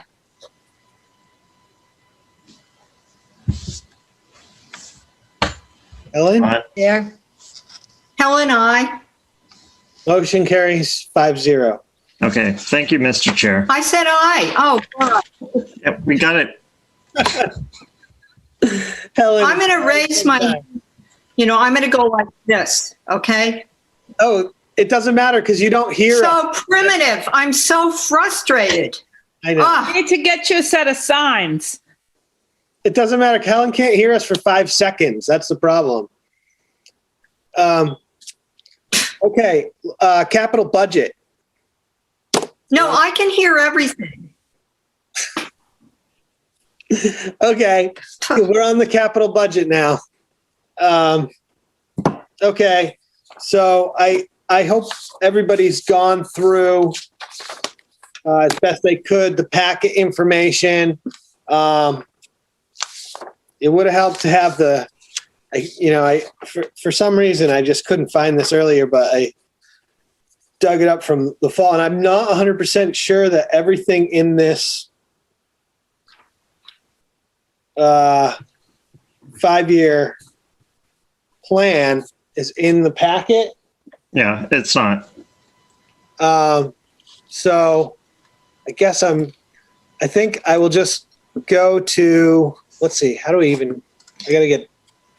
Let's just take care of the ones that were in our packet. Okay. We'll just take care of the ones in our packet. And then I think there's some outliers, right? Like that where it went to FinCom and didn't come to us. Is that what happened? I don't think we ever got the 5-year plan from FinCom. Well, I have something here. Yeah, we got it back Yeah, in we did. Excuse December. me, we did. We did get the 5-year plan from FinCom. It's just not in the packet. But can we just do the vehicles, please? So the staff can, like do whatever they do in the evening besides go to our meeting. Yeah, I would love to do that. Okay. Can we just forge ahead? So we're making a good pace. I have something to say right off the bat when you give me. Okay. Go ahead, say it right off the bat. Okay, so this is the first time in my many years that I have actually gotten in a packet at this stage of things what we never have gotten. And thank you, Maria and Rebecca. Every year, the departments have to mind our rollover policy, which was created by Dennis Murphy when he was on the FinCom. And we never get to see it. And this year, for the first time, we get to see it. And I'm just so grateful, and it makes such a difference. So thank you. Okay. The department heads would do it, and then it would never come to us. Okay. So let's just go through this. Whoops. Sorry, I lost my packet on the page here. I have the 5-year plan up on the screen if you want it, or I can take it down. Yeah, that'd be good. Well, let's just do the ones that are in our packet. No. Because there's a significant number in the 5-year plan that are not included in our packet. Okay. Well, we're going to have to take note of what's not in there. So let's just start with the police cruiser. Are we going line by line? No, this is what I want to do. Does anybody have any problem with anything in this capital improvement budget that they want to single out? And we can remove that from the list right now and pass the other things. I do not. Oh, May we look at it? I don't know. There's so many things in here. Can we look at it again, please?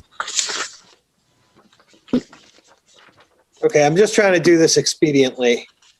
But May we screen share that again, please?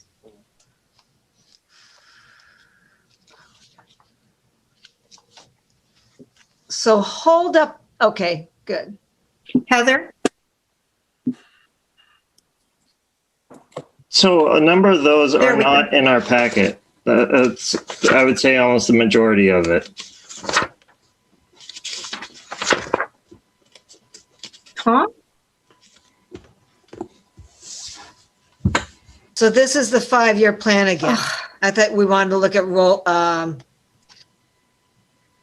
Can we just deal with the chiefs or go through them separately? And I didn't make a note if I had any objections to any of them. But let's just go through the vehicles one by one. okay, police department. You just got to scroll through each pages because they're not line items. Yeah. So it's 2 vehicles. Where are you, Ryan? I'm at section 7 of our packet, business 1, Okay. Me cruiser too. replacement plan. So are you looking at rollovers or what? It's the first page after the agenda item. So the asset of the 2013 Chevrolet? No, just the cruiser replacement plan. That's $100,000 for FY 2022. Yeah. Okay. Mr. Chair, it's the police chief. I can just give you a 2-minute gloss over real quick. Okay. Thank you, Chief. No problem. This typically would have been a year that this would have been a 1 cruiser replacement in past 5-year capital plans. Last year, due to COVID, one of my vehicles was removed and the other one was voted down at town meetings at the town election. So this year, I do have 2 in the capital improvement plan. It would still leave me short 1 vehicle, but right now we're getting by. The fleet is getting older. Right now, my youngest, quote, newest car has already 50,000 miles on it. The last car we bought was the summer of 2019. So, in the packet here, these are still the 2 oldest cars that we were looking to replace last year. And, I've spoken with the administrator and to the board before. I understand the town financial situation. I understand just trying to balance an operating budget, but just, again, very concerned about ballot questions, again, for capital improvement items, because if this fails again, I'm not exactly sure what to do. Right now, I'm averaging about $1,900 to $2,000 a month in repairs. 1 car was just $3,000 last week. So it's not sustainable. And I don't even have an increase in my budget for FY22 either for furtherance of older vehicles. So I'll just leave it at that. So, Chief, last year it failed at the ballot before town meeting, right? Correct. Yeah. Because we had the ballot questions came before we had town meeting. That won't be the case this year. But I don't know. I mean, I think we're approving the budget right now. We're not necessarily approving how it's paid for, right? There's warrant articles in the draft warrant that shows this. To take up the warrant afterwards. But right now, the question is, are we approving the budget? Is that correct?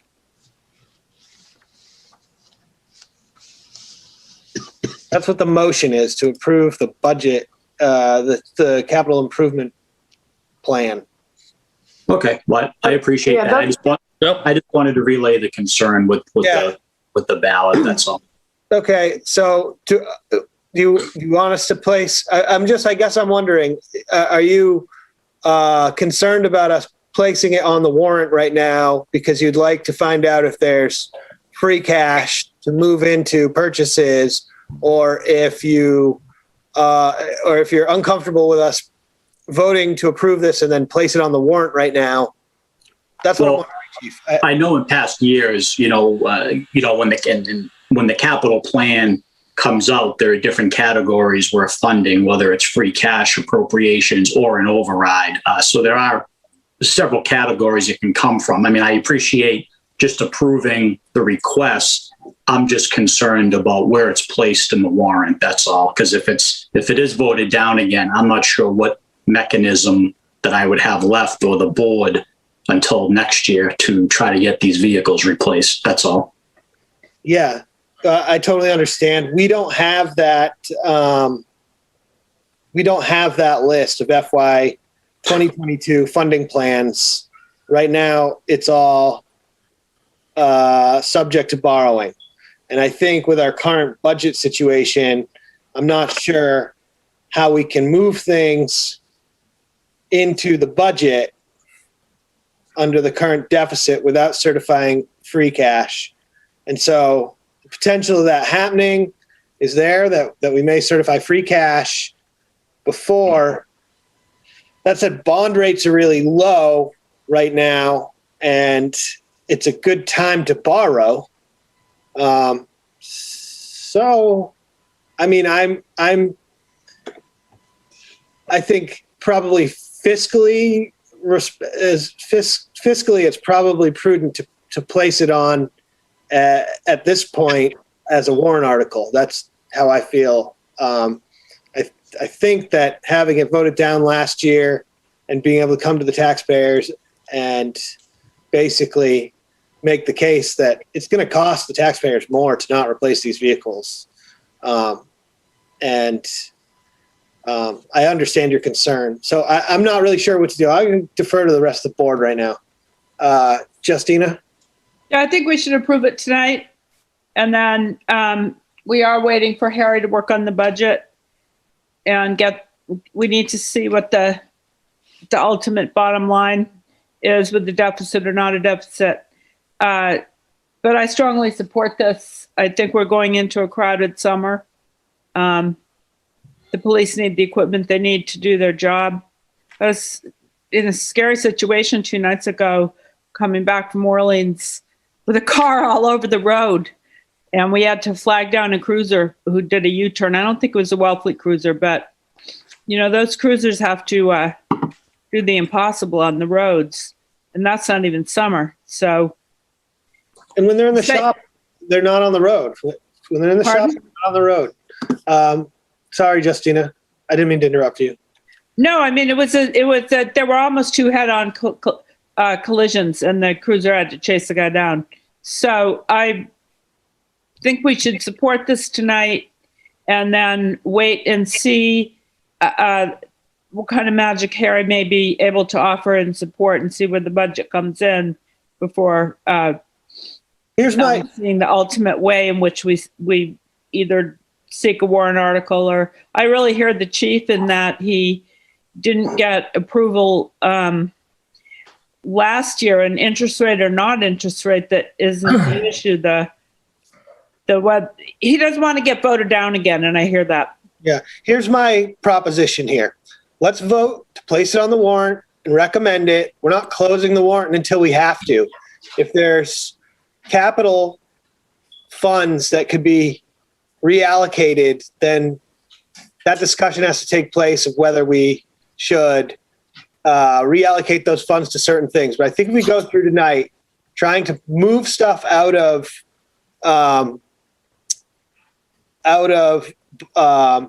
debt exclusions, we're going to be in trouble because we can't move them all, and we don't know the status of our funding sources at the moment. So I think the prudent thing to do is to place these on the warrant and to approve them and support them, and then recommend that if there's a possibility to fund these through normal budgeting without borrowing, that we look at that very closely. Thank you, Mr. Chair. I appreciate it. Satisfy you, Chief? Yep. Nope. I appreciate it. I think it's all we can do really at this point. That's why I opened up with, I understand the town situation. It's just that if they are voted down, I think we're kind of running out of options. That's all. Can we ask Mr. Turkaning if that's the right wording and the right placement? As it's worded in our packet, no, because we'd be approving the entirety of the capital budget, which isn't even included here. Harry? I'm sorry, I stepped away for a second, so if there was a context for a question, I missed it. Well, basically what I was proposing is that we vote to approve the items and put them onto the warrant for debt exclusions. I believe it's a debt exclusion or an override. It's a debt exclusion, right? Yeah, it's a debt exclusion. I'm sorry. And then by the time we have to close the warrant, we may have some idea if there's other ways to fund certain things, and we can look into that at that time. But that right now, it doesn't make sense to start trying to move things into the budget. That's true. And even if the debt exclusion language stays in the warrant, when you get to town meeting, you can always offer a motion to fund it from a different source. Okay. So you can always fix, this is the kind of thing that you actually can fix at town meeting without causing. Okay, but we need the warrant article just in case that's how it has to be. Okay. Yeah. All right. So we're gonna go through each one of these one at a time now. I don't think it's necessary. We can approve what's presented in the packet. I've gone through, I don't see anything that I object to in this. But I'm still deferential to the board. Mr. Chair, it's the fire chief, please. Yep, go ahead, Chief. This capital plan is totally incomplete. Yep. It does not include an ambulance replacement. It does not include radios or mobile data terminals for the fire department. Again, I don't know where to begin with this. With all due respect, I'm just about at my wit's end. I appreciate what the board is saying. I appreciate the financial constraints that we're under. I'm not going to go into the need to replace the command car. You've heard that for 2 years in a row now. But not to have an ambulance replacement somewhere on this warrant is absolutely irresponsible. So with all due respect to this board and to the town administration, I'm at my wit's end. Thank you. Yeah, so what I'm proposing, Chief Polly, is that we just can go through how we have presented here. Mike? Yes, hold on, let me finish. And then come back to what's not included, because we have to do stuff. So I think duly noted that anything missing, I hope that if there's anything missing in here, that I would like the department head to spell that out. There's a lot missing. Exactly, but and make sure that that's brought back to us the next meeting. You know, we should remand. Yeah, Mr. Chairman, what's been going on? Can I please speak? This is stuff that was gone through FinCom, and then FinCom didn't recommend it, and then we got what wasn't recommended, or is this just? No, this is, Mr. Chairman, this is an omission on my part and Rebecca's part. When we put together the packet, we were being so careful to make sure that we sent all of this vehicle information, that all of the other information that on all of those others that went to FinCom, we didn't intentionally leave it out. So FinCom recommended approval for most everything on that list. It just didn't make it into your packet. So, okay, even if FinCom doesn't recommend it, still should come to us anyways. Absolutely, and you'll get all of those, because there were, individual descriptions that all the departments had done. Okay, well, this is going to make some work for the administration now, because I'm going to propose that we approve what's here and then make sure that everything missing comes to us. Mike, please. What, Ellen? So, Chief Polly, guess what? I'm looking at the request for the ambulance right now. Okay, it's right here. So when I went through the packet, it was very clear to me, everything about that. The second thing is, our packet also includes everything the FinCom looked at. So No, it doesn't, I'm aware of what It you're. does not include everything, Helen. I just said everything the FinCom looked at. They looked at more than this. Oh, they did. I didn't see that meeting. Anyway, let me finish, please. So just to be clear, I agree with Mike. I think we should, after the departments tightened their belts last year, and that happened across the board in so many ways, that we put all the vehicle requests, all the special equipment requests on the ballot, make clear it's 2.5%, Prop 2.5, which means that gets added to the tax levy for all time, and see if we can't fund some of it in other ways. Maybe a grant will come through, maybe we'll figure out some other way to pay for it. But I would like to let the voters decide about this year. And who knows, maybe they'll apply, they'll they'll appropriate money for every single vehicle and piece of equipment that is being asked for. That would be good. Thank you. As Harry said, we'll have the opportunity between now and town meeting to figure out ways, if there are any, to fund these things.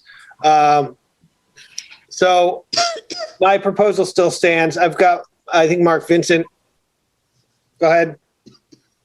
Yes, thank you, Mr. Chair. Just sort of to piggyback on what the town administrator had, when the DPW submits its capital plan, we break it down into basically 3 different areas: equipment,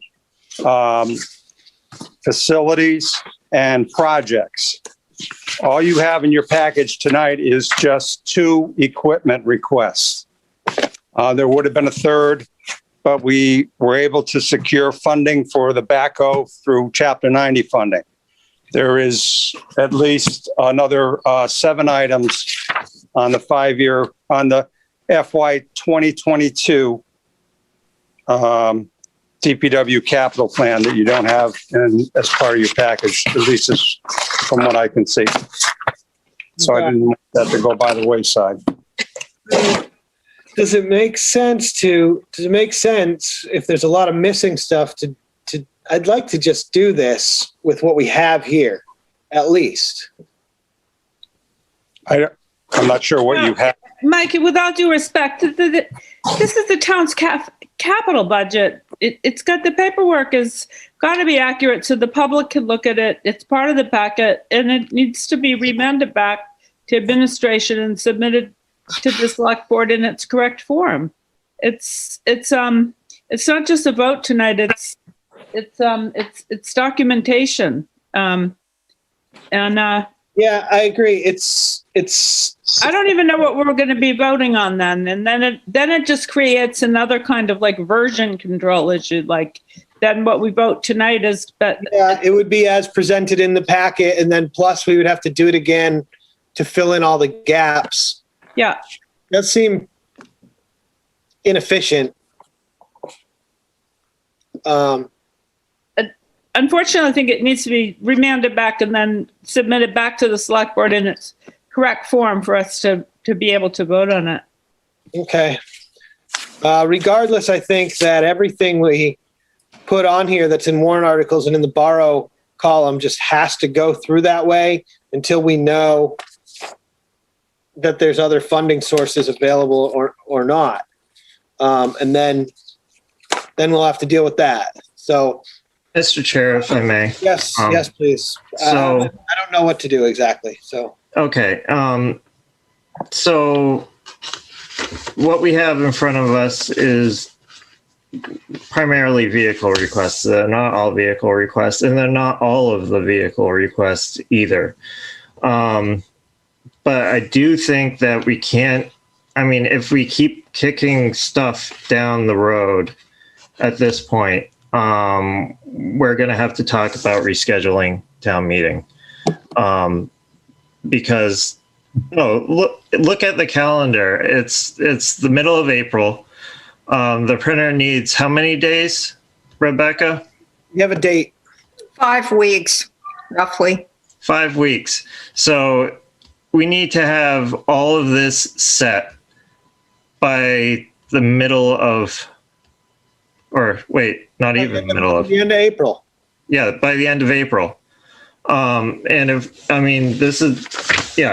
there's no way we'll finish it all at the current pace unless we start acting on some of this stuff. And I think for the capital improvement requests that are presented before us, the documentation provided by the department heads is very good. I just flipped through all of them. I don't think I have an issue with any of them. So I would like to make a motion, if I may. Good. Yeah. Make a motion and then we can discuss for a moment. But yes, go ahead. Okay. I move to approve the fiscal year 2022 department capital items included in the select board packets as debt exclusions in the 2022 annual town meeting warrant. Second. Okay, discussion quickly. If we do this, what's going to happen is we have what's printed in the packet. Somebody has to keep track of exactly what we've approved right now and what's missing. Separate that out. Make sure that we have a warrant article for each of those items that goes into the warrant corresponding with each thing that we've approved. So I'll go through it tomorrow. I'll do it. I don't want to Brian, wait with on all due respect, how much time are we saving voting on this tonight versus getting a correct capital paperwork and voting on that the next meeting? Because some of the other ones there might be debate on.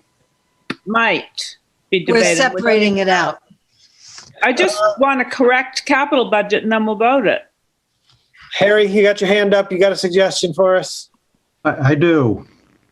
And my suggestion is that if you're going to send this back to the administration to be reworked, take this opportunity to identify any items on which you have questions so that you don't send it back, it comes back to you, and then you ask the questions and it goes back again.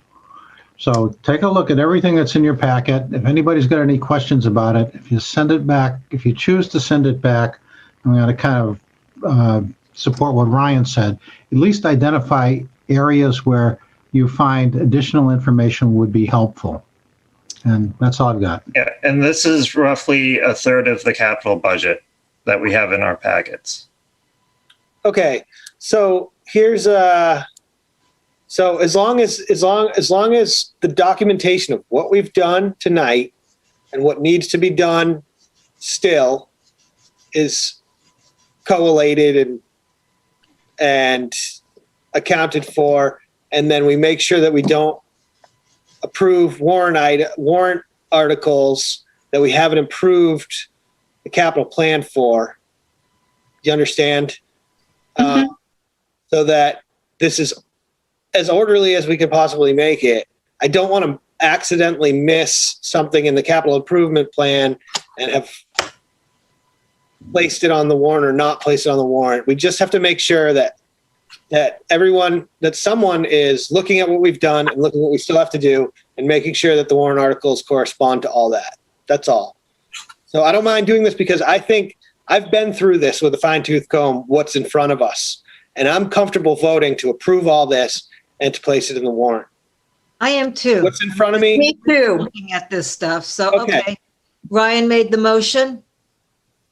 Did you It make the needs to be motion? seconded. Yeah.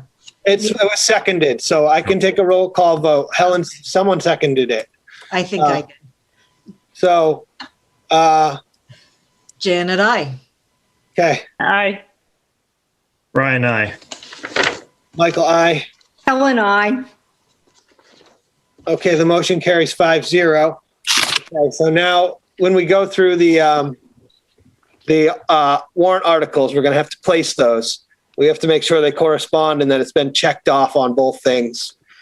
Do you want to move to recommend yet? Do we place the warrant article separately? I voted that was to insert, so they've been placed. Okay, all the corresponding articles you put in that motion? Really? You said insert too? Yes, I said insert. Thank Okay. you. Okay, so now we can vote to recommend them. Now, just to clarify, we're now on the warrant articles, not the budget anymore. Well, it's the same, sort Same of. thing. Okay. All right. Just getting my packet out there. Okay. So did Ryan make the motion? No, previously, yes, the one that we just Did you voted write on. and recommend? Did you say and recommend, Ryan? I did not say recommend. Okay, so can you make a motion to recommend them? Or I think if we all voted to place them, I don't know. Does anybody? No, make a motion to recommend. Let's go. Okay. Did someone make that motion? I'll second it. Yep, Nobody made that motion. I said so moved. Oh, Janet, I. I seconded. Yeah, Ryan, Uh, recommend. Ryan, aye. Michael, I. Helen, I. Justine on Yeah. still? Sorry, Justine, aye. Okay, motion carries 5-0. So, Rebecca, can you please just take note of everything and put eyes on what the things we've done and placed? So we Yes. have that information. We don't do it twice or wind up going over things again because we forgot what we did and what we had done in the next Yep. one. Okay. Now we can move on. Surprisingly, it's 8:00 and we're already on to placing warrant articles. Yep. Whee! Moving through it. Okay. So I would say the same thing about these warrant articles. We've discussed them a bit. There's no surprises. We've already approved a lot of the budget things tonight. And unless somebody has some questions or some objections, I would move to recommend and place the 2020 warrant articles in our packet. No. Nope. Did I say 2020? You have to go. No, I am not in favor of that at all. Okay. I think we have to go one by one on these. Okay, fine, good. Forgive me, may I, Mike? Yeah. Yeah, so forgive me, Janet. There are some articles here that are very incomplete. For example, Some are incorrect too. yeah, well, wait, Let's start it We then. don't have to talk about it. Let's go one by one. We don't even need to explain. We're just start Okay. going. that's the only reason I'm not going along with Janet. I wanted her to understand I well. got it. Get going. We got it. We've already agreed to it. Mr. Chairman, Yep. a lot of these warrant articles are ones that are here as placeholders. You know, and some of them are carried over from last year. We just, you know, sort of put everything up there because when we discussed it last meeting, we weren't sure if we were going to even get to it. So Heather is still working on some version of this that has more correct language in some cases. And we're also looking where the creation of the funds, just to make sure that they're consistent with how the funds are being used. So that needs to be looked at too, but we're actively looking at that now. I just want you to know that these are just up here for basically for discussion as drafts. At this point, Yeah. Well, that was what you asked for in the last meeting. So If I may, Listen, no, hold on. I would like to place the articles that we deferred from last year. right. Unless we already did some. Oh my God. yeah, we already did some of them, and it's not easy to tell which ones were deferred from last year compared to this year. And memory doesn't serve us. Well, we do have, last meeting, we did schedule April 22nd to talk about the warrant only. It's a special meeting. So is that what we're going to do now? Or are we going to do it then or do it both? You know what? I don't even want to do it anymore. Okay. Mike? We can talk about stuff. We still have the budgets to go through too. Yeah. And that's on the 20th. Mike? Yeah. Okay, first of all, it's perfectly normal to go through multiple drafts of the warrant. And having placeholders at this stage, at this draft, is normal. We're all aware that this is happening way too late. Let's not even go there. Let's just go through it. And Mike, let's move through it page by page rapidly now to take a look at it. And a lot of these vehicle requests, we just did, okay? Yeah, no, I know. So can we just move through it quickly now, please? Because we need to have more than one pass on it it's either the 22nd or the 20th, I forget which, okay? We need to have a look at it right now, placeholders or not. Then let's start.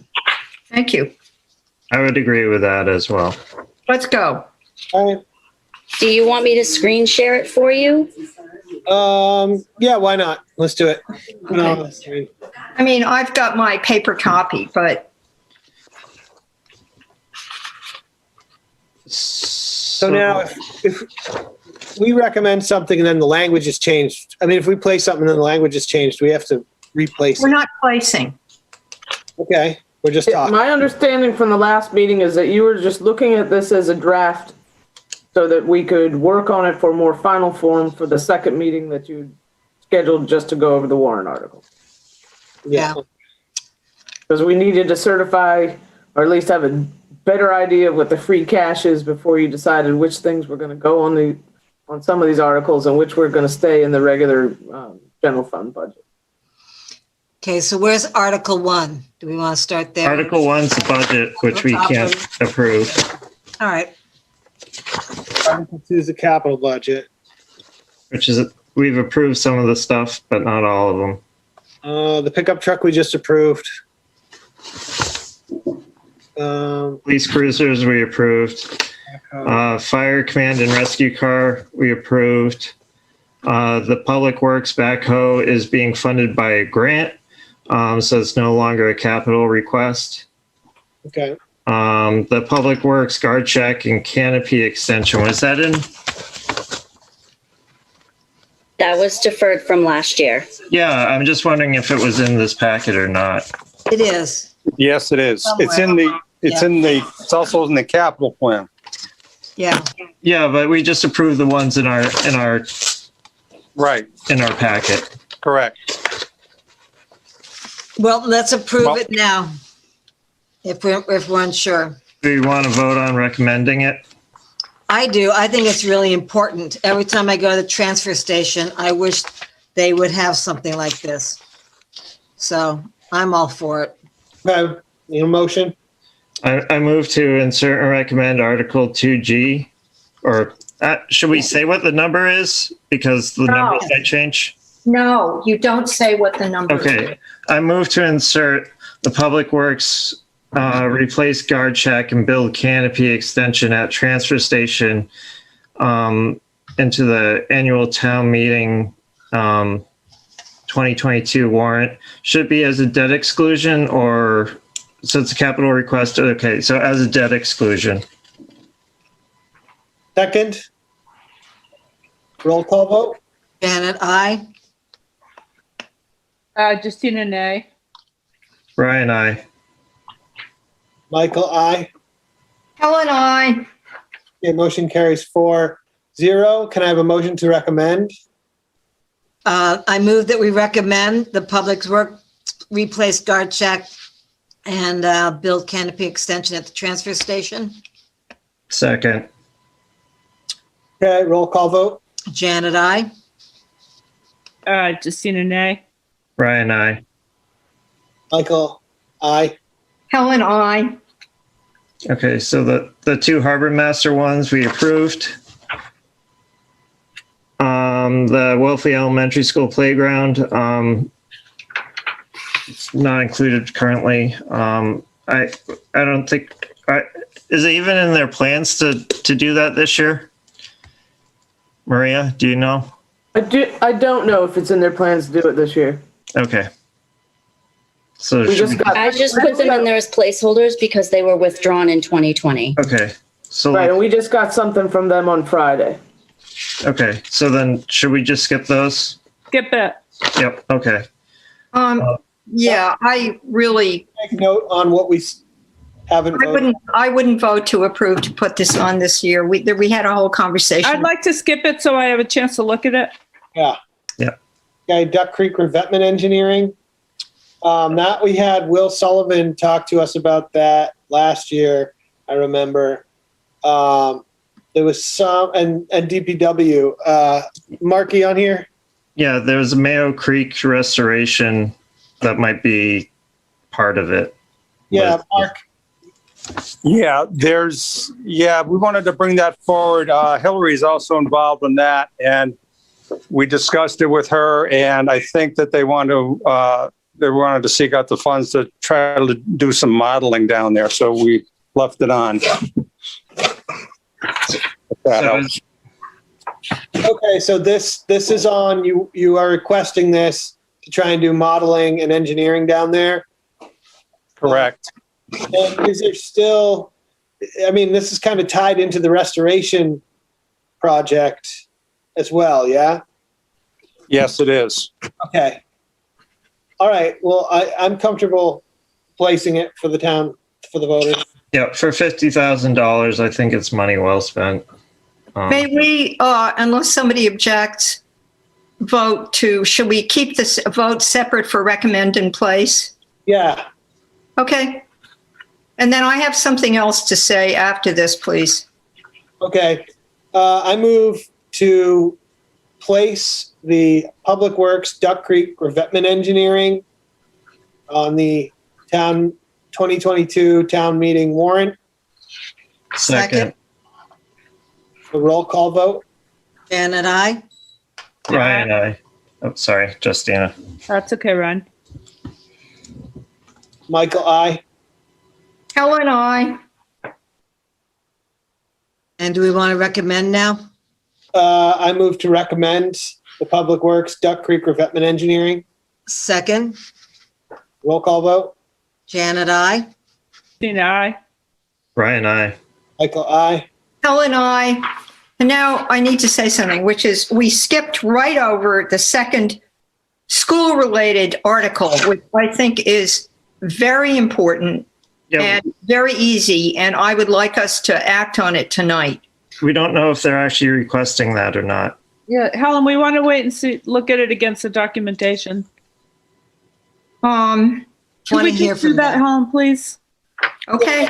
Right, and also I'd like to. Okay, I hear you. It's fine. I'd like to move and recommend unless somebody decides they're not going to recommend it. Yeah, that sounds good. Okay. Speak up if you don't want to recommend before we make the motion. Thank you. Okay. Or they're going to have two different votes, whatever it is. Yeah. Article. Substation. Substation roof replacement. Yeah. What is the substation, Mark? That's the former Wellfleet fire station in South Wellfleet. Okay. So it's sort of being utilized by the DPW and a couple other departments. It's in need of a new asphalt roof. That's why that number is in there.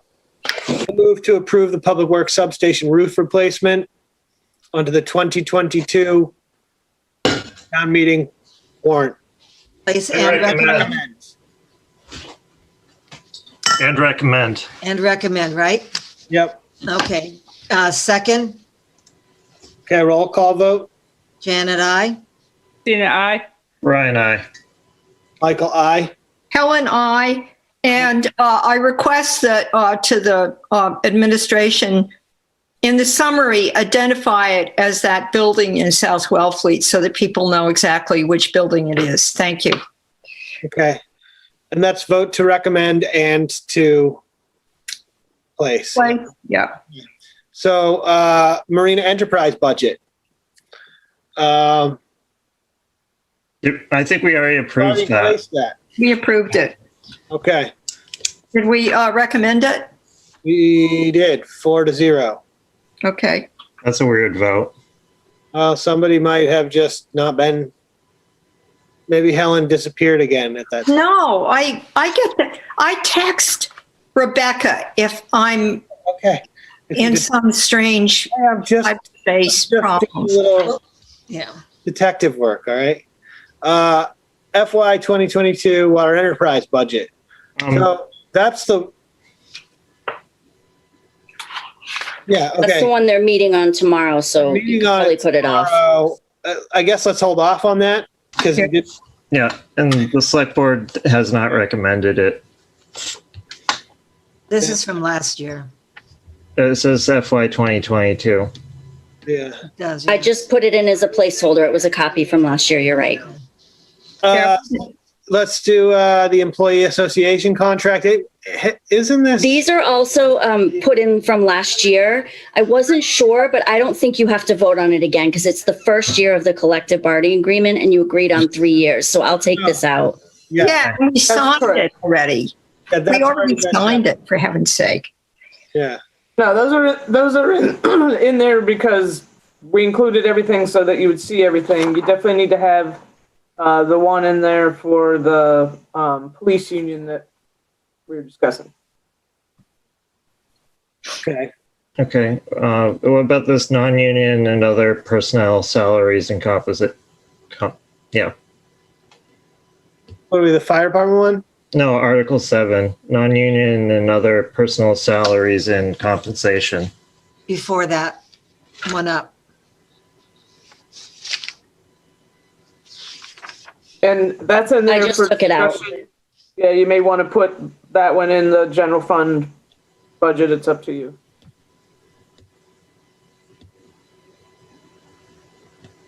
Where does it usually go? So are we on additional fire positions now? No. Talk about that. 7. We're still on non-union and other personnel salaries and compensation. I don't know if you had it in last year's, but you could put it either place. Well, wherever it was last year, let's put it there again. And Mr. please, Chair, could we please have Harry weigh in on this because he's got more expertise than anyone else at the table right now. I'm sorry, Harry. Thank you. Well, if I'm unmuted, I don't know what this is. the reason that we've done these as separate articles in the past is because collective bargaining frequently extends right up until the evening of town meeting in some cases. And typically we make similar adjustments to non-union salaries. So the general budget is prepared in the absence of the changes from any of those negotiations. And then we do separate articles to fix them. So the general budget is assuming no new agreements. And then you have separate articles for each new collective bargaining agreement and also to fund whatever appropriate non-union adjustments are required. Okay. So usually it's a separate article, and that's why. Okay, so we should place this one then. Yes. Okay, Rebecca, is it deleted off there? Can you add it back on? Oh, you did, okay. Okay, I don't think we should recommend because we don't know what it is at this point and withhold that till town meeting. Okay. So moved. So I move to place non-union and other personnel salaries and compensation to the 2022 town meeting warrant. Second. Okay, roll call vote. Sorry. Janet, aye. Aye. Brian, aye. Michael, aye. Ellen, aye. Okay, motion carries 5-0. Okay, now we are on additional fire department positions. Chief Polly. Good evening again. Thank you, Mr. Chair, board members. So you may or may not recall, I think you do by now, that this has been an ongoing plan to upgrade the fire department staff in terms of numbers. I anticipate losing one on-call person in the next few weeks, and I anticipate losing two in the next capital as of July 1 into next June 30th. And that'll leave us down with one or two remaining on-call people, and again, no one else coming through the door. So we've incrementally built up the full-time staff, one or two people at a time over the last 3 or 4 years. The townspeople have been exceedingly supportive of it.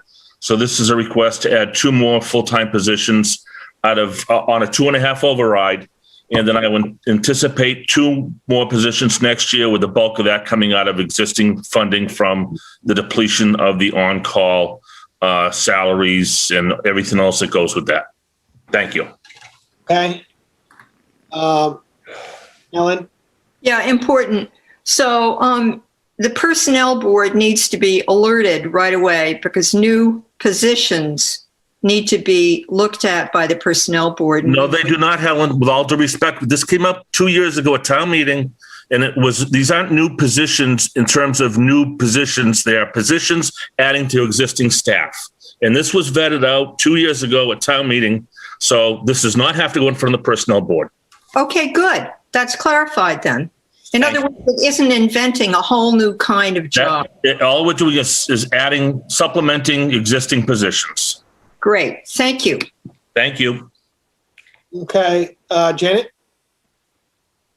My hand up, or do you want me to make a motion? No, you have your hand up.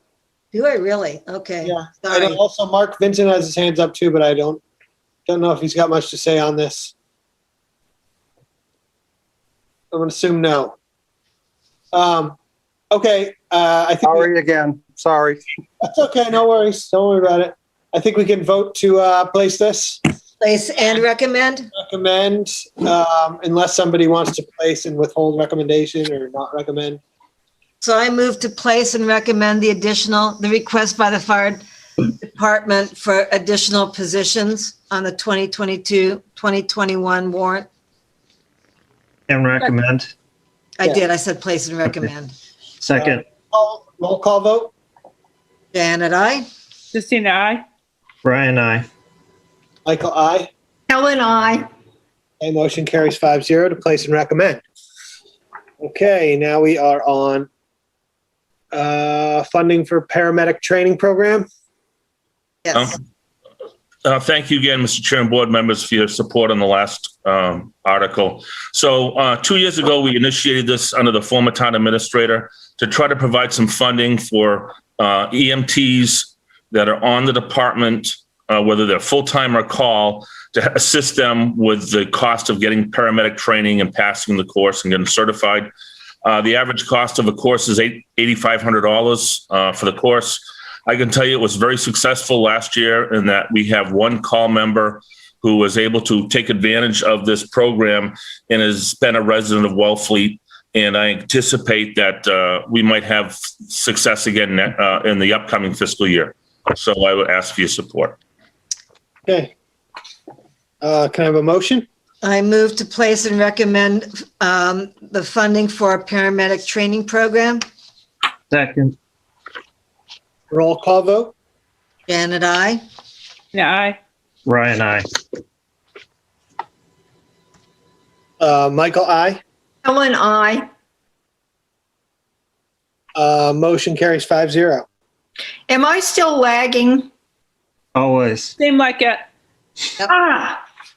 You seem quicker, Helen. It seems less. Less of a lag. It's back to the 2 seconds. Okay. Yeah, well, now I'm trying hotspot with my phone. Believe me, everything I'm trying. Gives you an older statesman-esque lag. Okay. Next one up here, funding of additional officer. I think Chief Hurley. Yeah, thank you, Mr. Chair. Last Monday, there's quite a bit of discussion. Back in January, we had an agenda item, again, explaining the phasing out of our reserve program, which is typically 6 to 8 reserve officers that we bring on throughout the year. The program phase 1 will initiate June of 22, with the first round being decertified across the state. So within 3 years, we will be short 6 to 8 reserve officers. So this is a plan like fire to try to stay a little bit ahead of it. I mean, obviously, we're not going to replace all 6 to 8 positions, but right now I do have existing monies within that specials line, reserve line, to help fund this. Okay. I mean, I understand the reserve officer program is actually a pretty big hit to your seasonal staffing. Yeah. Well, it's the whole staffing, so that'll be it. It'll then fall back on full-time staff. So the plan at the moment, again, this will come from existing funding, and I would anticipate within a year or two, as phase 2 and 3, until it's officially phased out, that we may be looking at least one more additional person, and then just seeing how we survive. It'll be interesting, to say the least. But they're the type of people that help on the beach side. They help with prisoner watch, going to the hospital on call. So it's going to be a substantial hit to the department. Okay. Can I have a motion? I move to place and recommend the funding of an additional police officer on the town warrant. Second. Okay. Roll call vote. Janet, I. Christina, aye. Ryan, I. Michael, aye. Ellen, I. The motion carries 5-0. Okay. Thank you. Mike, I have a suggestion. Yeah. So now we're getting to the community preservation articles that have all been carefully vetted by that group. Yep. And this is not, we're going to spend all this money anyway. And I would just like to, I've read it carefully. There's nothing here that I object to. And I suggest, not knowing how the rest of you feel, but for me, I'd be happy to recommend all these community preservation articles as to place them and recommend them. But how does everybody feel? Yeah, that's Sounds very good. good. I would second that, along with placing or recommending. I can't remember which one you left out. I would just say the community preservation. I don't know. I mean, I think what Helen said was adequate for someone to say so moved. Okay, so moved. Oh, God. Rebecca, is that okay for you? Rebecca, hello? Yep, that's good. Yeah. Okay. Yeah. Okay, Janet, I. Christina, aye. Brian, I. Michael, I. Helen, I. Does that include the recommendation, Helen? Yes, I think Sorry, so. I'm getting tired, so I'm just making sure. Well, we're here to check each other. It's fun. Okay. Couple more, Ryan. Shellfish revolving fund. Oh, what page are you on? Did that. I just have to change the wording in that. Nancy told you about it this morning. So I'm going to change that wording. That's the one we voted to place earlier tonight, right? Yes. Yep. Yep. So all you have to do is delete that from $40,000, of which that whole sentence at the bottom. I read Nancy's amendment, improvement of this. And I think in the language of the motion, it should refer to that draft, that text, not this. In other words, move to approve it as submitted by the Shellfish Constable on this date or whatever you want to do. But refer to that text. As amended? As amended by the Shellfish Constable on Why don't you make that motion? 4/13/21. Ellen, are you talking about the minutes or something? Because right now we're just voting. We already voted. No. Nancy gave us some amended language for this article. Yeah. So you need to. And I'll put that in there. Yep. Yeah, but you need to refer to it when we make the motion. Thank you. If it's put in here, we can just. We've already. I thought we placed this when we Yeah, we already voted on it. Prove it, yeah. You mean with the change?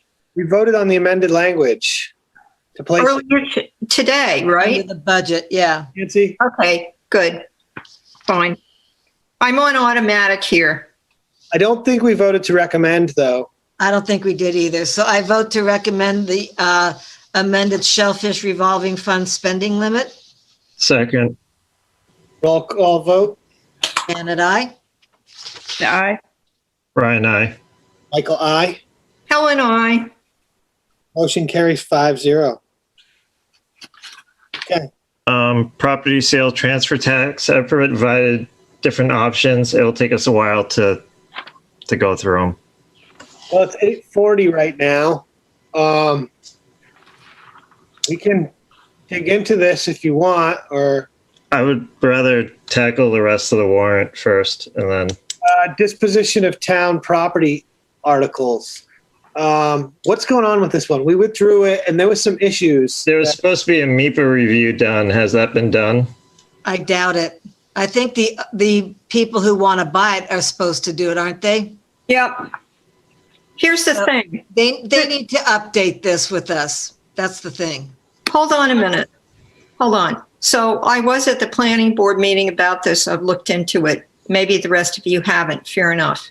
But this article simply hands it to the select board to then negotiate terms and to sell it if we get a good, for whatever we get to figure out how much we want for it. We negotiate with them. All this does is say we can do this. Purpose of selling it upon such terms as the select board deems to be in the best interest of the town, to specifically these people. Well, And you'd have to strike the people. You can't that's have it. exactly what I was going to say. And I think it shouldn't be called this. It would simply be disposition of town land, right? Okay. And take that out of the name of the article and then take out the people. Okay? Yep. I mean, who knows? A butters on the other side may want to buy it and they may get into a bidding war, whatever. Yeah, we can't put their name in unless we've already negotiated with them. And, Well, It wouldn't be being transferred to the select board if somebody had an expressed interest. It's not just going to be mysteriously transferred to us. No, it's not transferred to us. It's it's. It says to see if the town will vote to transfer care, custody, management, and control. Right. Yeah, Okay. well, the town already has that in the sense, no, the town doesn't have the ability to sell it, but the town owns it.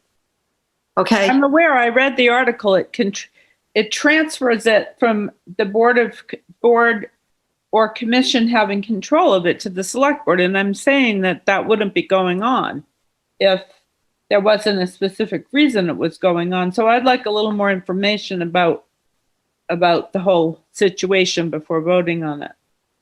Okay. Fair enough. I have plenty of information about it, but if you don't, I hear you. This is. No, I'm saying it's. No, you may not have enough information. I've gotten a lot, and yeah, we need all to be on the same page. Yeah, but also this does actually only allow the board to sell it or not sell it, regardless of who's expressed interest. Yeah, no, I'm aware of that fact, but I'm raising the fact that it isn't that it's the first step of the sale. Right. And I'd like more and an interested party has expressed interest in a sale, and I'd like a little more. I mean, I don't want to be asked to vote for it without being allowed to ask some questions. Right. Well, what questions? Well, what kind of price has been discussed? None. We can't. It hasn't been discussable. You can't discuss it until this passes. Do they still want it? We don't even know. You don't know that? Okay, I thought you had more. Well, why transfer it if they don't know, if they don't want it? That's my point. I think they might still want it, but they might still want it. Well, they should come tell us that. Might not know. Oh, we can't talk to a specific party about it. I just am saying we shouldn't go through all the administrative hassle of transferring a piece of land around for some people who might want it but are nowhere to be found. That doesn't make any sense. It's just a care and custody. The land stays with the town. I mean, there's not really anything except giving us the ability to negotiate on it. So what my position was, if somebody was going to give me a two acre parcel of land adjacent to my property, I'd make it my business to have come before the select board. I don't think they can do that. Oh no, they can't do that. No. Before, yeah. Yeah, they did, but now they came before us. They came before the planning board. They had a very good discussion with the planning board, and it's, in my opinion, having listened to that discussion, it's very clear to them what they can and can't do on it. And if they still want it, we could, place it and recommend it conditional upon them being checked with or not. I just think that we should have the option in the next year because it's revenue. We also can withdraw it. Maybe nobody said it is or isn't. Not while I've been in the room.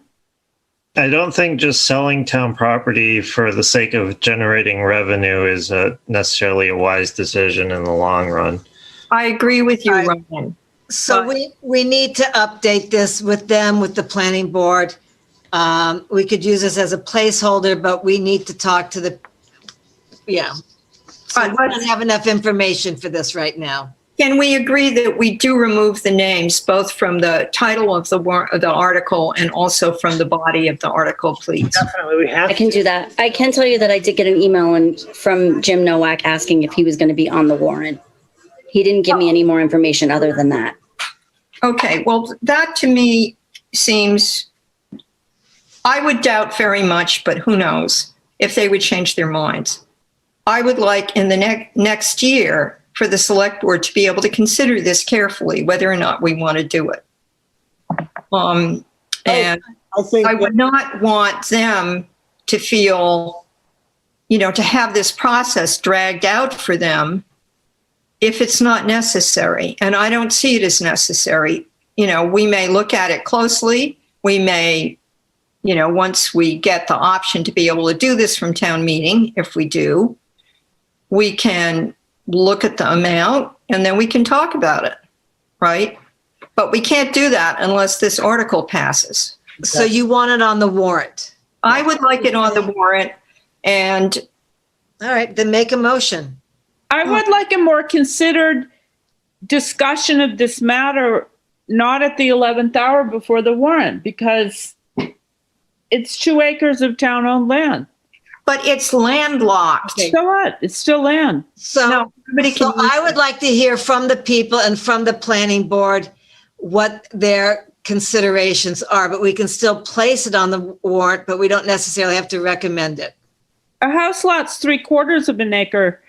2 acres of land is 2 acres of land, and it may be landlocked, but their lot isn't, and so it substantially increases their property.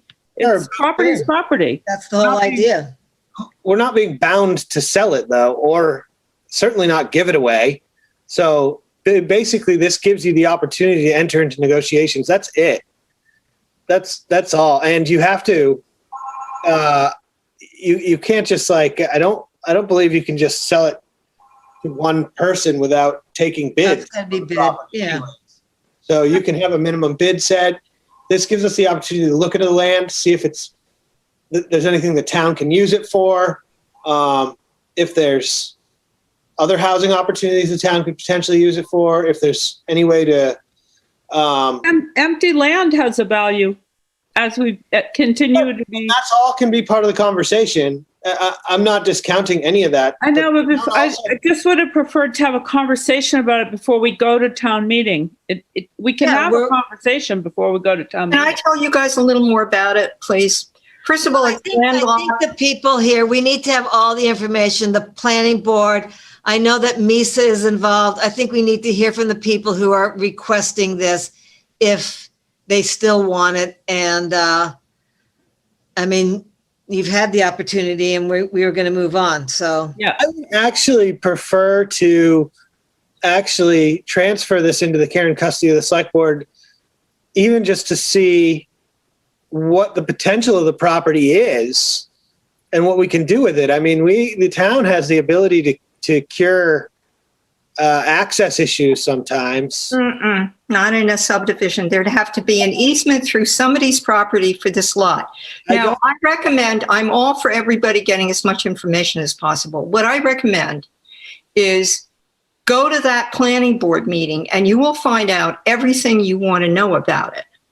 And you could start by just going to the assessor's map tomorrow and look at this lot, and you will understand a great deal immediately. Why weren't we hearing about this a few months ago from these people if they wanted to be on the warrant? Because this is from last year. Yeah, no, when I wanted to be on the warrant, I had a whole process I had to go through, come before the select board and so forth.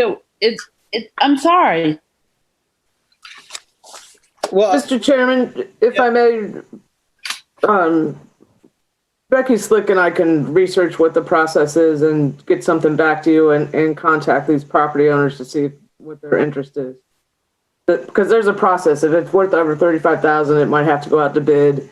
It might have to be listed on Central Register. It's probably a little more complicated than looking at it. This article just enables that administrative process to go forward. But we'd be happy to bring something back to you. I'd like to place it. And we can withdraw it if it doesn't work out, but it really. I don't see any downside in just placing it in transferring custody. So I move to place the disposition of town property of Assessors Map 30, Parcel 14 on the town warrant. Second. Roll call vote, and this is removing the names of yes, as amended, budding landowners, because this isn't to sell to them. Right. I just said the disposition of town-owned property, Assessors Map 30, Parcel 14. Okay. Yeah, I'm just telling Rebecca, as amended right now. Yes, as amended. Okay. Janet, aye. Christina, no. Ryan, aye. Michael, aye. Helen, aye. Okay. The motion carries 5-0. 4-1. 4-1, sorry. And I'm just used to saying that. Do we want to vote to recommend or just withhold recommendation right now? No, we need to get more information. Okay, so just let's withhold the recommendation. Can you take a note that we have not done that yet? Okay. And Rebecca, I'm sorry, Mike. Rebecca, could you ask the planning board, Conscom, and other boards to weigh in on this, please? We're going to do that right after we're done. Respectfully, Janet, it's nowhere near Conscom property. No, I'm just thinking of other boards, just what other boards need to weigh in on this, possibly. It is true that if we decided to dispose of it, we would have to send it around to all the 10 boards. So, but we need to hear from all of them. Natural Resource Advisory Board down here. Conscom is mentioned on here, so. Well, listen, everyone will have a chance to weigh in on it at town meeting. And if there's any type of negotiation that takes place, that happens through due diligence of the select board in determining what the land potential is and what it's worth to the town, first of all, and then what it's worth to anyone else. And if there's any other use to the town, even as open space, what are the accessibility issues? Those are all things that come into play after the fact.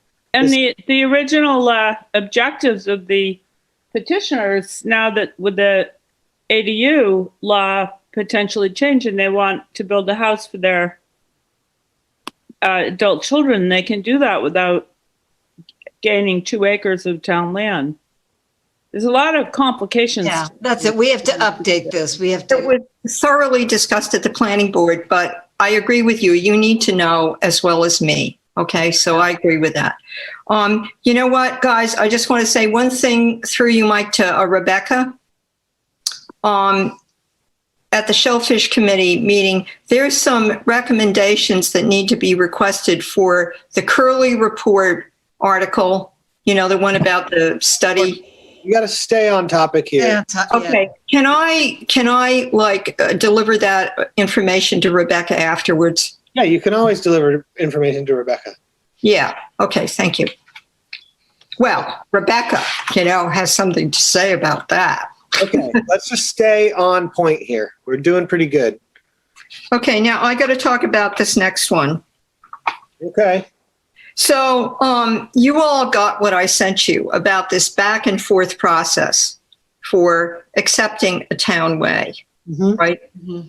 And we have to be sure we do it right this time. And through you to Maria, didn't you and Carol and who all meet on this and try to get it straightened out? Because this article, as it stands, I think it needs a little more. What do we have to do besides have it be on the warrant? Don't we have to do something first?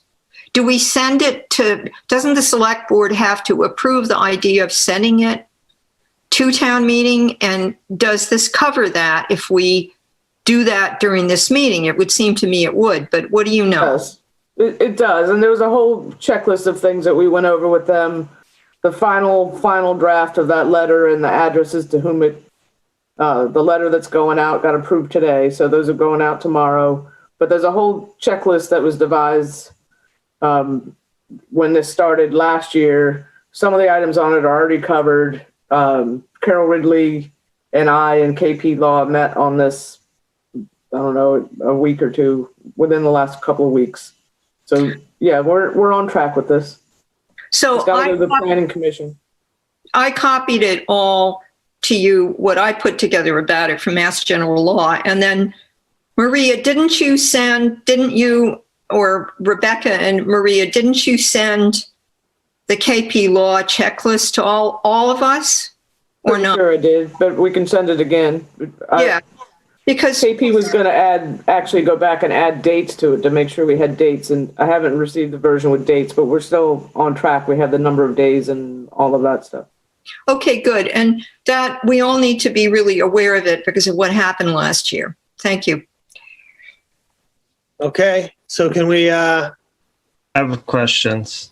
Oh, go ahead, Ryan. So going back to that letter that was sent, or the memo that was sent to us about it. I did have some questions. So in it, it says that it's petitioned. Who's the petitioner?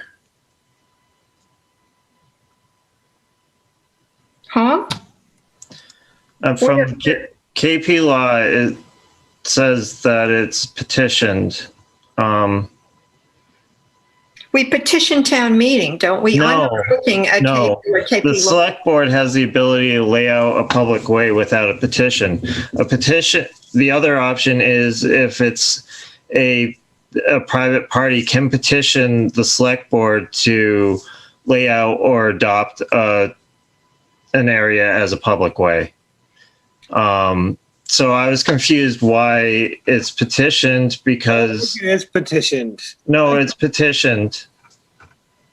Can we screen share that, Ryan? I don't have that on this laptop. All right. Is that in the I thought that we did. email? This goes back a ways. I was pretty sure that this was not petitioned, that the select board did this after. Yeah, see, Ryan, I don't think it is petitioned. Give me a second. I'm pulling it open. And are you looking at what KP Law sent? Yes, I'm pulling it open right now, Helen. Thank you.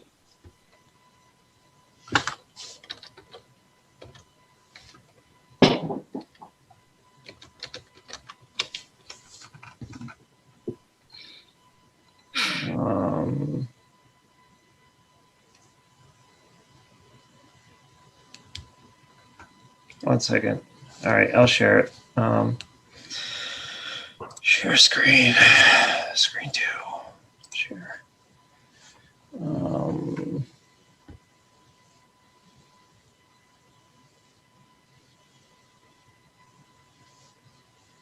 What are all these crossouts? This is the letter that was sent to us. By KP Law. Okay.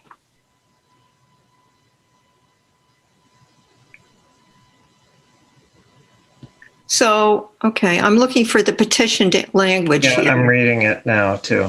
So it's been a little while since I looked at it. Yeah.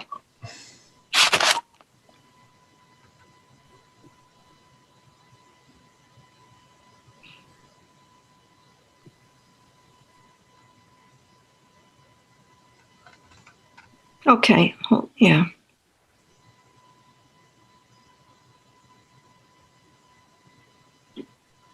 Okay. Yeah, it's not I don't think petition. there's any I don't see the petition. Yeah. Yeah. So Now, that's a I've mistake on my done part. this before. I've done this before on the select board. So this is, it's just we had to do this first stage and we didn't do it last year. And then it has to come back to us, and within 120 days, we have to act on it. I think, am I right? It's 120 days, Ryan? I don't know off the top of my head. Yeah. Yeah, here it is. If town meeting votes to accept the layout, and we need to have the layout in the warrant, guys, okay? The select board will then have 120 days to execute and record. And the planning board has to see it at some part of this. But as Maria said, Katie Klein's going to get us that whole list of things. But when I talked to Jerry about this, he said, don't forget, we have to have the layout to look at before. Can you scroll down, Ryan, please, so we can see the planning board part, please? Scroll down to what? This is the end of the letter. No, I mean scroll up. Yeah, hey, I'm dyslexic, so. Anyway, here we go. On April 28th, 2021, the planning board is expected to consider the requested referral and thereafter make a recommendation to the select board. Then we have to hold a public meeting to approve the layout of the town. Oh, God. On May 11th. This is the thing with all the dates. So we've got it. We just have to plug into this. Okay. Yeah, but the dates are moved back because town meetings moved back. No, the dates are. Well, May 11th would be fine for a public meeting, a little close, but. Yeah. Okay. So, So who's doing, we do have the layout, don't we? I mean, do we? I don't know haven't that we seen do. it. because we've talked about this before and looked on this. All right, so we need to ask Carol Ridley to immediately get the layout to us so that we can get it to the planning board. But Yes. by the layout, you're talking about the plan that shows the road and the property owners. We And have a layout. yeah, we have all that. Yeah, that's what I thought. And remember the site visits and stuff. So the people to go to for that map of the layout is probably the Friends. Okay? Right. They probably have it. Yeah, no, they've sent it because it goes along with this letter to all of the property owners as certified. Right. Okay, thank you. But then planning board needs it right away. Thank you. Correct. And that may have already gone to them. Excellent. So do we want to move to, approve and place or? Place and recommend. Do we need the map included or anything, or is this good to go? No, we just need to make sure that those steps are followed. Okay. And Janet, we did see the map. Remember the meeting? I know. I'm just wondering if we need it for the warrant, but we don't. For town meeting, typically a map is, a plan is shown. We're going to need that. It'll be included in that. Okay. Okay, so I move to place and recommend article, what's this called? The Duck Harbor Road, Pole Dyke Road article. How's that? Plan of land, Height Toss Road. I don't know what we call this. Acceptance of a town way. Okay, acceptance of a town way. Is there a second? Second. Roll call vote. Janet, aye. Christina, aye. Ryan, I, sorry.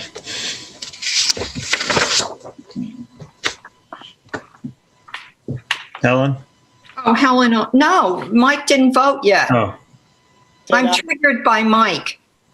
Am I muted? No, I said aye. Yeah, Helen, I. 5-0. Motion carries 5-0.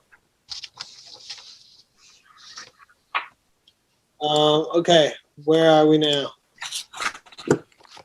Rebecca, can you pull up the warrant again, so you're all on the same page? yeah, I should have passed back to you. This was, okay.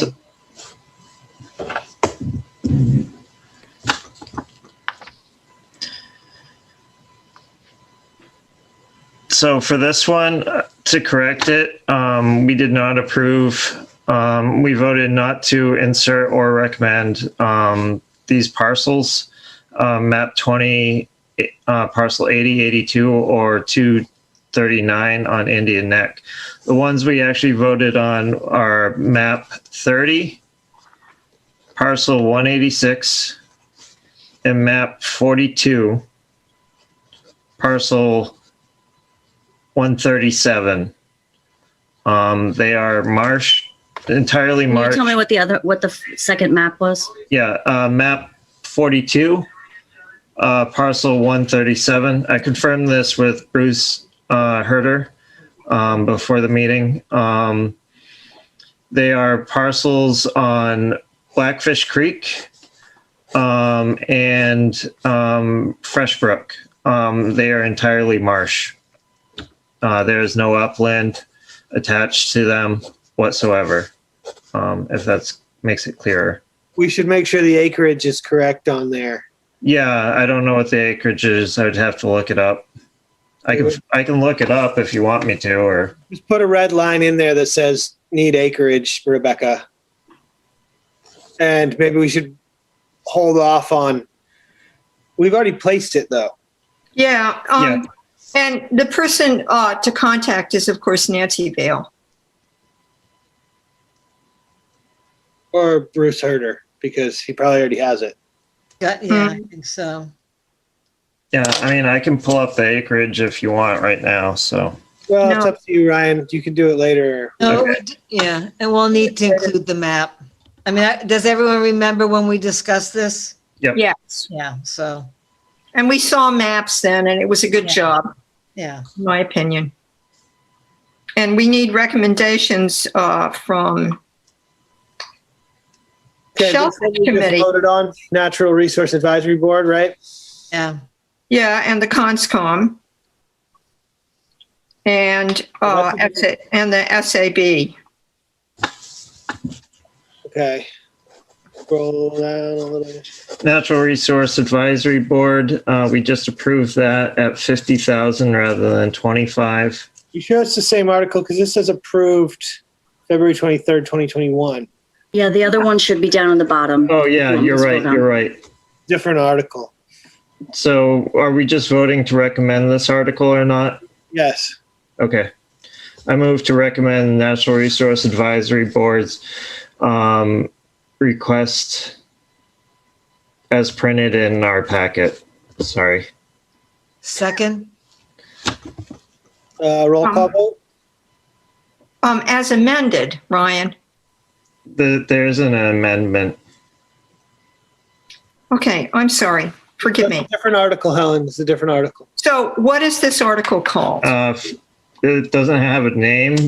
We can call it the Black Custard article if you want. I like that. What are the first words of the sentence and when was it approved? Which date? February 23rd, 2021. But I think we voted on it more recently than that. It probably wasn't. Time just goes by weird. February. Yes. It wasn't. We're going to remove it, and we're not going to vote. Here's where I'm confused. So the article preceding that, we're not going to vote on until when? What are you talking about? Scroll up. For the one that has the map 30 and the map 42 parcels in it. We already voted on that. Yeah, but I don't recommend. think you actually voted on it. No, I don't think we did. You didn't make a motion on the. You on the voted to one that place says it, just open not to space. recommend it. No, but we voted to place it a long time ago. Yeah, except Vote to it needs to be amended because it's got all these other. No. No, the one that was printed in our packet was incorrect. Thank you. And actually, maybe just skip this and get the actual right one so that we've already placed it. You know what I mean? We need to make sure none of the wording is different. Yeah. Like where it says need acreage language, in that article, it might be worded differently all the way through. So, Rebecca? I need to see it with the right. Helen, stop for a second. Yeah. Rebecca? Yeah. This article right here, we should just take the article we actually placed, put it in here, and get rid of this one. And Ryan, you can probably send that over. Can you find it? I can try to find it. Contact Bruce and ask him. It's an article, right? Yeah, it was an article. It just got switched out. Which one got approved? Yeah, with the wrong one. That's all. This is just the wrong one. So we should just make sure that the actual one we approved is in here. And Thank you for clarifying that and put those three committees to recommend, and then they should also be on the next one. All right.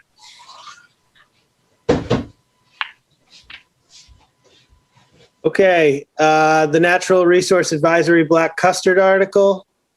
You're going to call it that for real? Yeah, let's call it that. Yeah, let's do. I like it. Okay, I move to place and recommend the Natural Resource Advisory Board. Oh, no, I move to recommend. Everybody love it.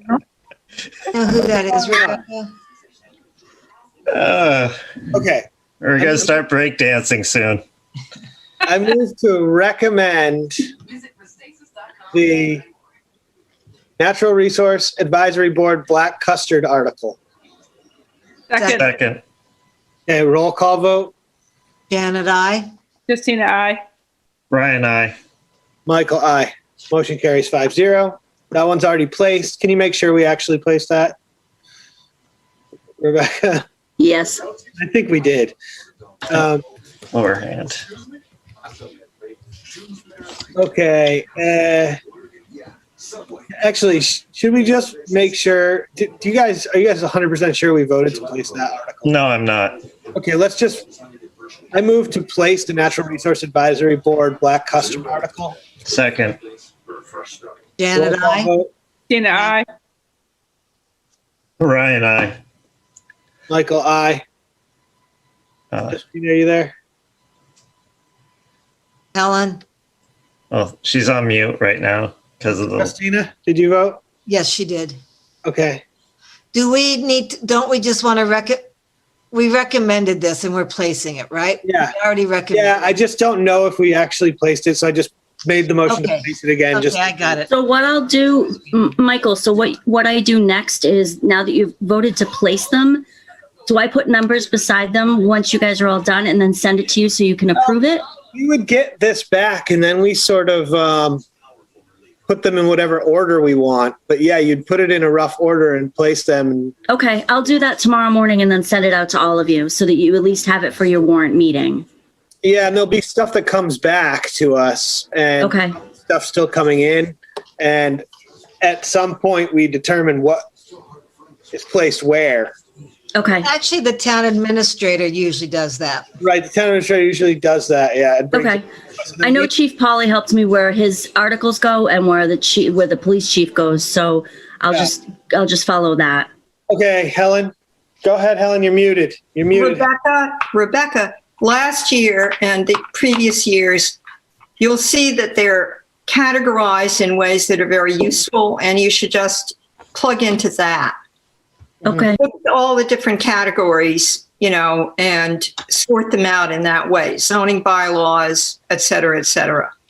And the thing with the ADU, the one thing about this, though, is if there's a petitioned article that resembles another article, and the ADU article, a form of it, has been petitioned, you want to have that right after the regular ADU article, so that people, we can get rid of it if we actually pass what's on there, or the people who petitioned it withdraw it, or indefinitely postpone it. Yeah. Okay. And when it comes back to us, we can request that things are moved around if we want. Yeah. Okay. So prevailing wage article. Yeah, so we voted to insert and recommend this on March 9th, 2022. I just double checked the packet. Okay. So that's already been voted to insert and recommend. Yes. Okay. This next one, I think we need to discuss. I don't know if right now is the time to deal with that. I thought we agreed with it. I think we did, but we were talking about,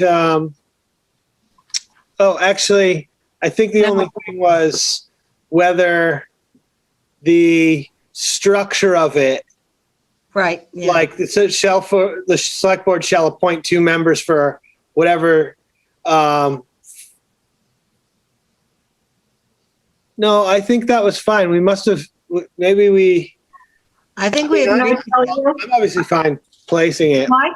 Mike, so when we discussed it, you brought up the whole topic, and there was a right to form article, and this was another part of what you brought up that night. Right. And I like it. And I just have a couple questions because I didn't get a chance to check what the state has. Right. Okay. Yeah. So the Ag Yeah. Commission thing is. Can I ask you some questions? Sure. Yeah. So the only thing that I found, given all our experience with appointing people and getting to people to serve, is, are these numbers for an agricultural commission?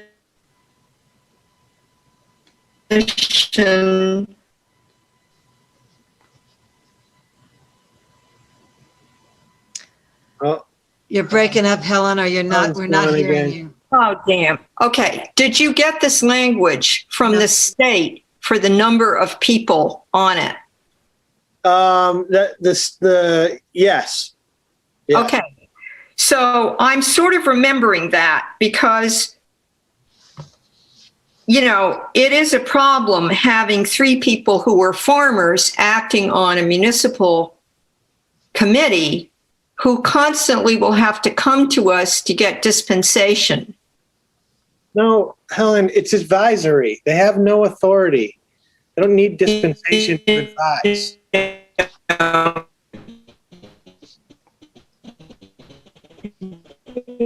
Disclosure matter, but the point is the state's stricter. That's the way it's going to be, but it's a kind of clunky arrangement of members and having 3 alternates. So you have oh God. Anyway, I like the language. Otherwise, you know, I'm just scratching my head about that. Well, you don't have to have the 3 alternates. That doesn't have to be that way. This is the structure in Truro. And I think it's just basically because you're basically having sometimes turnover in these commissions. It's good to have people that are, you know, involved and can be there. And if there's quorum issues, that there's alternate members available. So it's up to 3. You don't have to have 3. So let's have 2, because that also covers conflict of interest, you see. Well, why don't we say up to 3? I mean, what's the big deal? Because that then makes for a like 8-person commission, which is a whole lot of people. The alternates can't vote. So no, but they participate. Okay, up to 3. I don't care. Let's go. Okay. Can you amend that, Rebecca? Ryan, go ahead. Yeah. So first as an amendment, I would strike out at the last sentence after where it says filled by the select board. I'd strike out based on the recommendations of the commission, because that's going to make it more cumbersome to find people to fill this if there's vacancies. Sure. I think that language is there where, you know, when people come to apply for boards, usually we like the chair to basically weigh in, but it doesn't have to be in the language. Okay, it's at the very end of that paragraph, Rebecca. It says filled by the select board based on the recommendations of the commission. Last sentence. Yeah, just strike out after. No, not leave select board. Filled by the select board. Added the in there before select board. Yep. So 3 instead of 3. And then one of my concerns with this is the overlap with the Shellfish Advisory Board. So the majority of the farmers in Wellfleet are aquaculturalists. And I don't want to see this commission and the Shellfish Advisory Board to cannibalize membership of one another. That is a concern of mine. I don't know how to square that. Yeah, well, I think that they serve different functions. If you look at here, and maybe that, you know, should be looked at what the functions of the Ag Commission compared to the functions of the Shellfish Advisory Board are completely different. And maybe there you see some overlap. I don't see that, but I'm open to hearing about it. And maybe it needs to say, I mean, I think the Agriculture Commission, you know, should probably say agricultural and it should probably say in here, agriculture. I mean, aquaculture and agriculture are interchangeable to some degree, but agriculture is generally land-based. You know? I'm sorry. I don't think there's anybody in town Get mixed up. who doesn't think that aquaculture is, we all know it's agricultural. I would just leave that there. May I address Ryan's concern? Now, I had that thought too, Ryan. But this commission might only meet like quarterly in the year or as needed. They'd get themselves together, they'd figure out who they were, we'd rack our brains. And, they might just meet once a year. The Shellfish Committee has way more work. And I agree with you that I like spreading this stuff out less. I feel that actually the right to farm is something that's very much supported in the town, but I'll go along with Mike wanting this. The ZBA, the comprehensive plan, which has not yet been finished, by the way, is supportive of it and should have more language about agriculture/aquaculture. There's some in there, but not enough. And the Shellfish Advisory Committee is very supportive of agriculture, but not like cannabis farming or, we have some farms here and there. The Portnoy's used to have registered as such 5-acre farm. Yeah, there's farms in town. And I just like it all. I like it that it's just referred to as agriculture. It's not, we don't have to, if it's good enough for the feds, it's good enough for me. It also serves a very different function and mission than the Shellfish Committee. There's overlap. There's some overlap, but essentially where do you see overlap? There's a lot. The real board, the real committee that mediates this and is in support of it, by the way, here in town, is the Zoning Board of Appeals, which has its zoning bylaws from the planning board. So both the planning board and the ZBA are very keyed into having agriculture go on here. Yeah. It's very carefully gone through, as does the Board of Health. There's a whole section about livestock.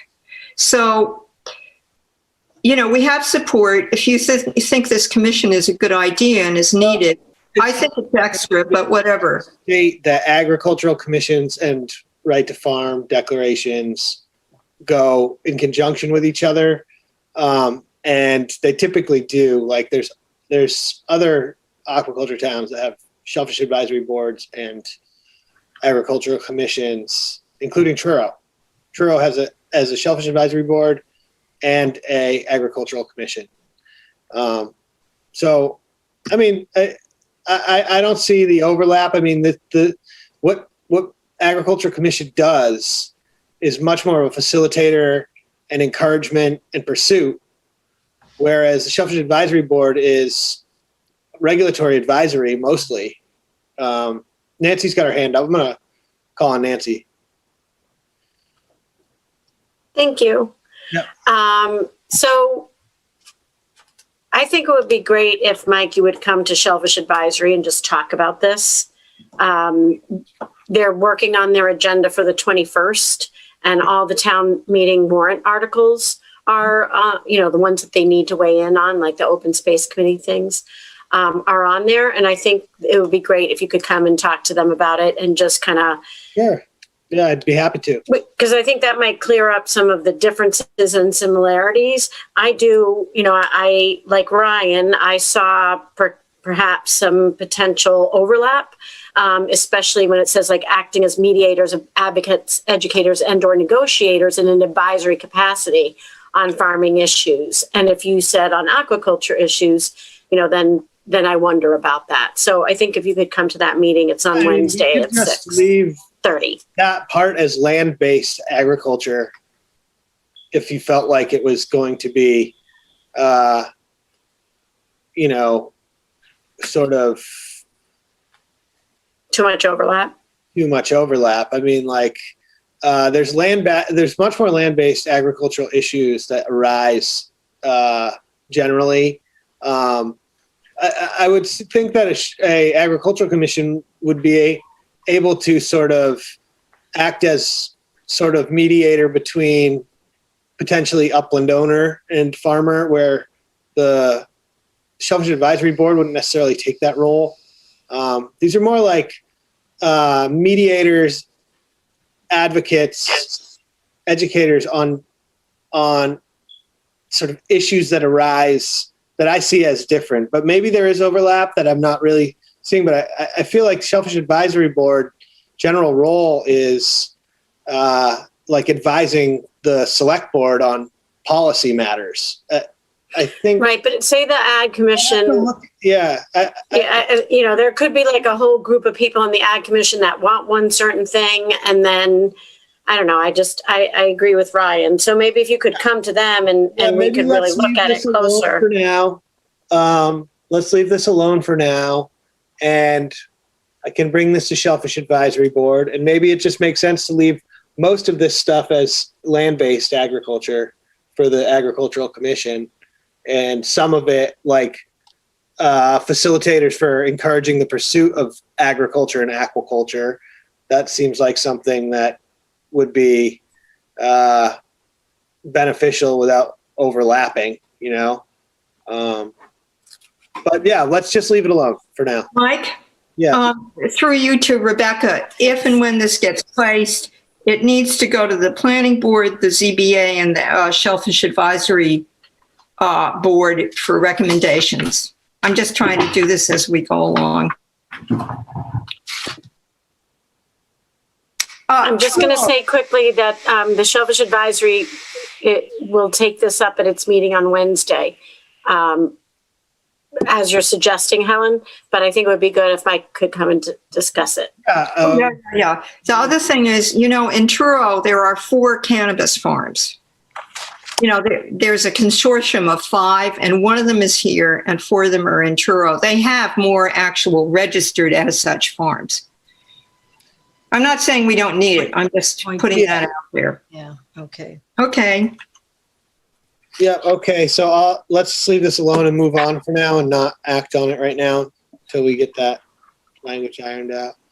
So the home rule exemption petition. So we approved and recommended this at our November 23rd meeting. Right. And we recommended? Yes. Okay. I believe so. I'll double check. Sometimes we forget to recommend. If it's not. Let's just approve and recommend it again, so Ryan doesn't have to look it up. Yeah, I move to recommend what's it titled? Expanded residential tax exemption. The expanded residential tax exemption. Second? Home rule petition. Home rule I guess. petition, okay. Yeah. So.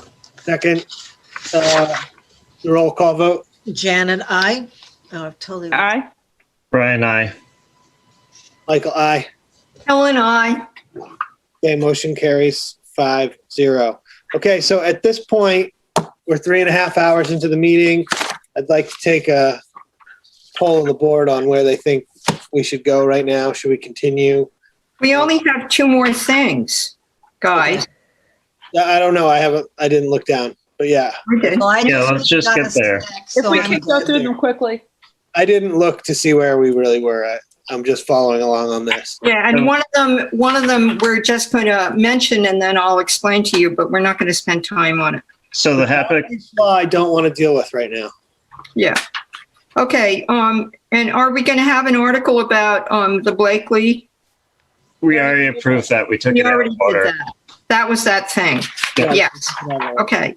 So now we're on the NRAB request, which is very important. It's the Curley Report, Part 2. Which we've already approved. Did we approve that? Yeah, we No, already did we that. haven't. Yeah. Earlier this meeting. Helen. Oh, we did earlier this meeting, right? Okay. And then the dog stuff is, I don't like the dog stuff at all. Okay, so wait, guys, report about this. I'm taking care of my select board report. So today, I conferred with the people who wanted on the warrant, our wonderful animal What's that? control officer, Our what? and Officer Keogh. Can you guys hear me? Yeah. Okay. And Suzanne, and part of the reason that Suzanne and I were good about conferring was because the Shellfish Committee, when I was on it, spent lots of time working with the beach department, the beach administrator, and the park, getting the dog laws all up to par. And at the end of today, Officer Keogh and Suzanne and I got a more presentable version, much more presentable than this. And it uses a lot of it is what we already have, but we will copy you with that. And we could have it, it's actually oven ready. Okay. You know? And we could have it on the next warrant meeting. Sure. Okay. Suzanne's got her hand up. I'd like to hear from her. Nancy? Suzanne. Oh, sorry. Suzanne? Does that thank sound right to you?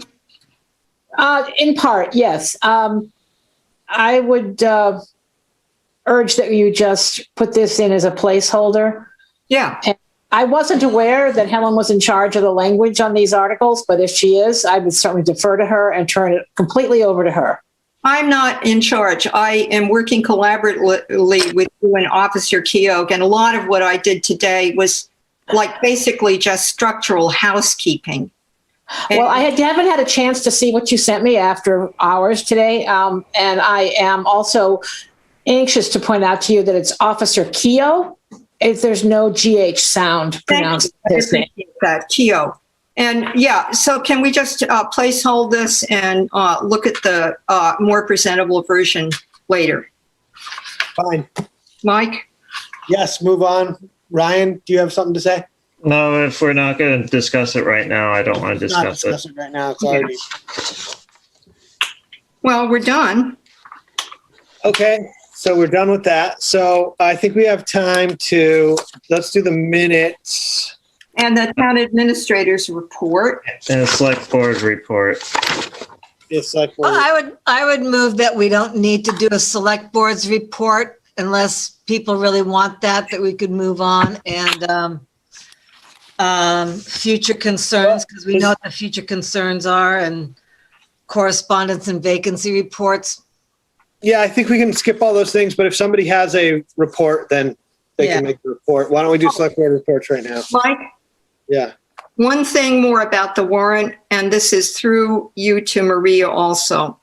There's one thing that the housing women and I, well, I guess I'm a housing woman too, the four of us, want to be super clear and sure of, which is what is the status of people who were approved for AADU units, given that the article for the ADU is going to take that off the books? I think I know the answer, but that is a really important question for town council because it's unclear. So I'm sorry to add that now, but I just remembered. I'm done. It's very clear, Helen.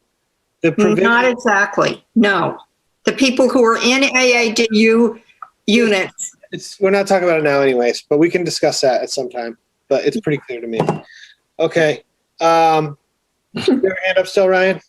No. Okay, so does anybody have a select board report? Well, I do, but I agree with Janet. Okay. Town administrator's report. Thank you, Mr. Chairman. We sent along to you the management letter from the auditors in the auditor's report. We're looking internally, putting a group together to address the issues in there. There's a 12-page report, and most importantly, looking to have the auditors present the results of their finding to you, hopefully sometime in May. A number of deficiencies, so want to get that on your radar so we can discuss them. We have conferred with Harry on the budget and met with Harry, Heather, Rebecca, and I last week. I don't know. It seems like weeks ago, but I guess it was last week. And you can certainly defer to Harry on his opinion on where we are and the information that we presented to you. We're still looking to get a free cash number, at least a number from the audit, and then obviously certify it with DOR. But those are the most important things. And also just to let you know that Karen Plantier has started in Rebecca's old position, and we welcome her on board. And also Rebecca Slick, which we'll call her Becky, just so we can keep our Rebecca straight.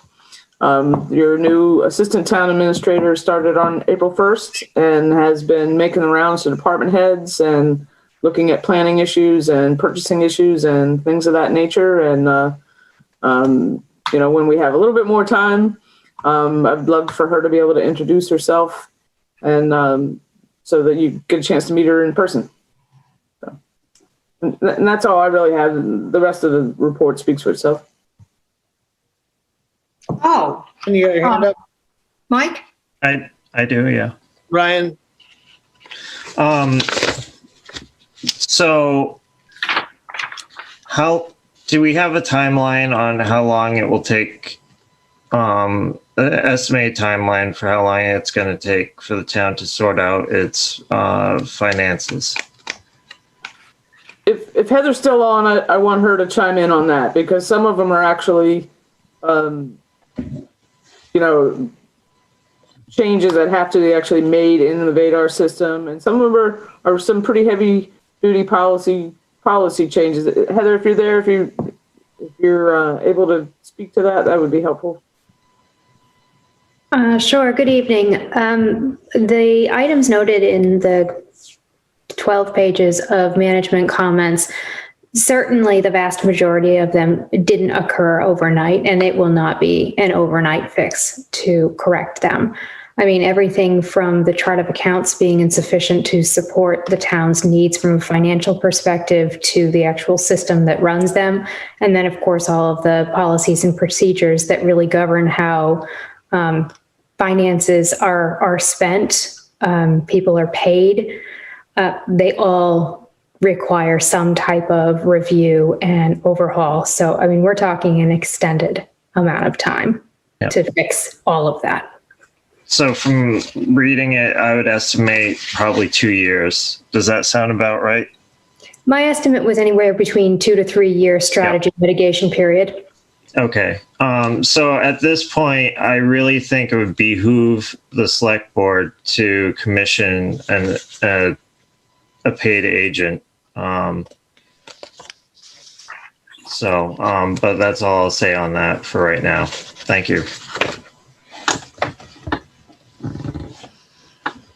Well, I was thinking the same thing, so I don't know how we want to act, or wait until next week or next month. It would have to probably be a separate agenda Yeah, item. you're right. Okay. It seems like generally reading the letter, comparing it to the report, that the actual letter is laying out, the various deficiencies we have, all basically related to accounting, and the recommendations of how to bring those into practice.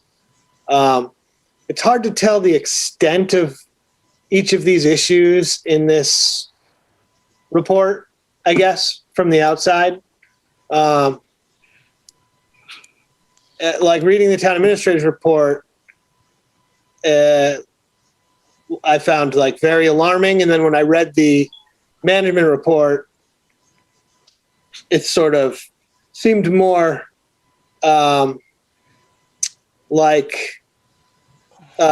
just sort of not best practices and accounting deficiencies and entries. Is that the correct characterization of what's actually. And it's sort of the way that audit reports get written. You know, they tend to be a little bit vague. You know, I think I'm just trying to get a characterization of what the actual scope is. I mean, are we looking at something that is basically just bad accounting practices that were carried on by a few people for? There's no way of knowing right now. You know, and I think you'd be better informed by actually listening to their presentation. Yeah. So I was involved in the conversation with them, and to get the tenor from them, it'll give you a much clearer picture of what we walked into, basically, and also give you a better sense of which things are going to be bigger changes that need to be made, and which things are literally going back into the system and correcting transactions. So I would say even your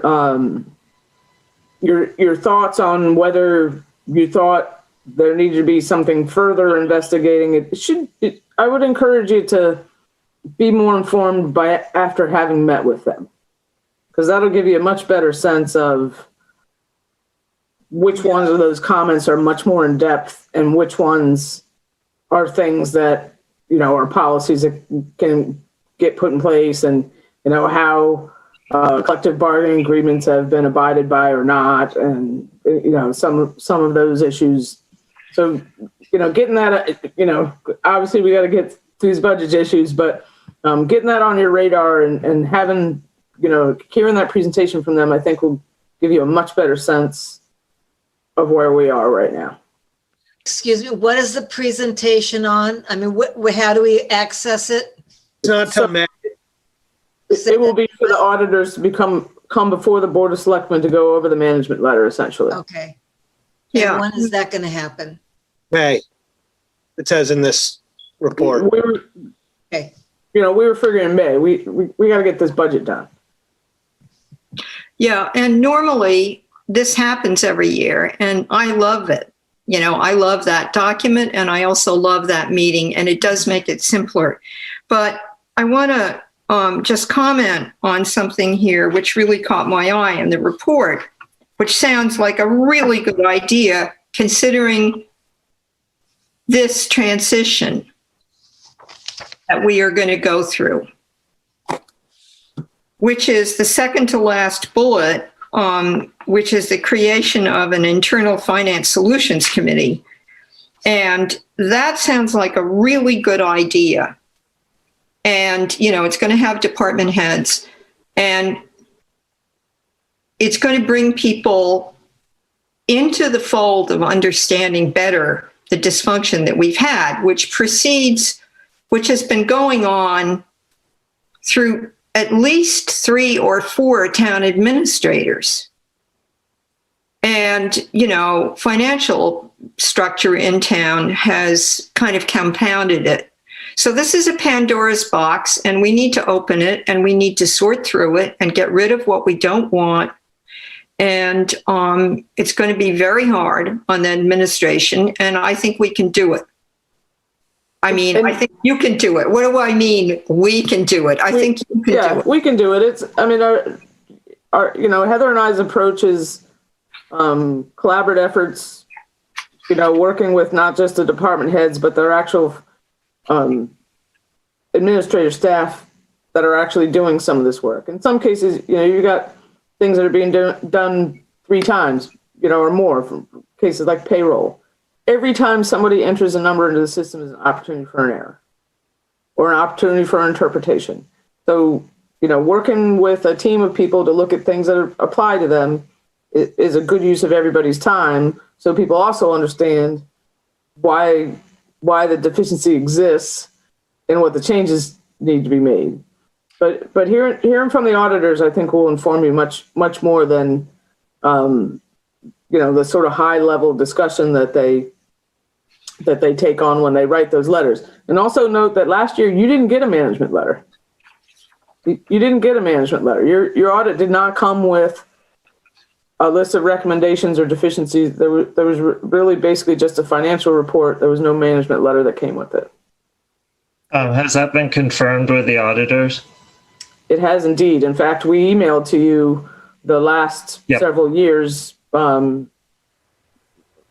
last week when the audit report came in. Yeah, I was just making sure that. No, it wasn't that we lost it or something. They didn't prepare one. Yeah. Justina? Yeah, I would just want to say top line, our bond rating remains the same. Our tax revenues are strong, and we are in good shape fiscally as a town.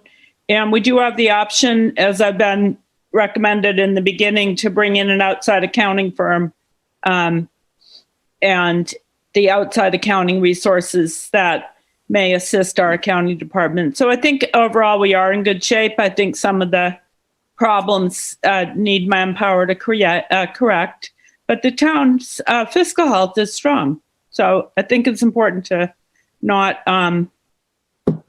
lose sight of that fact. Many municipalities have struggles that we are fortunate that we don't. So I think this is unfortunately a sort of tedious set of tasks that have to be accomplished. So I did want to put it in that perspective.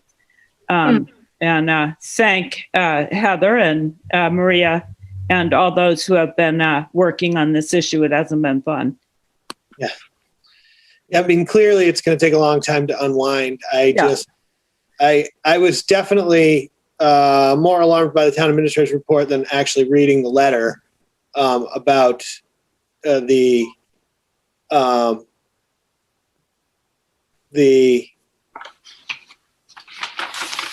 I guess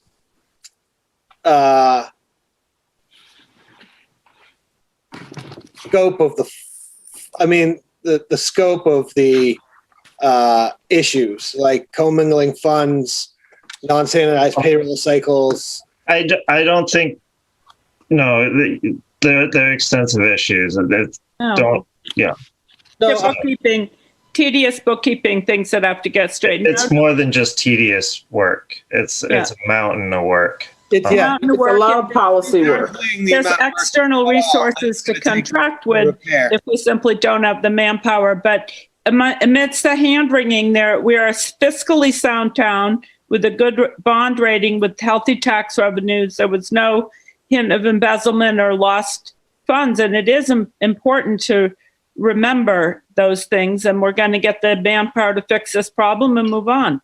Well, I mean, here, basically, that, like, I'm just simply stating that the reading of the report here doesn't go into any detail. So when you just read the notes Maria made in the town administrator's report, it would lead you to maybe believe that this was maybe some type of malfeasance or fraud or something like that. And I still don't think that that's the case. And I hope there's no way to definitively say if there was ever any fraud. Previous management letters have shown that the town had inadequate fraud risk assessment for 2008, 2017, 2016.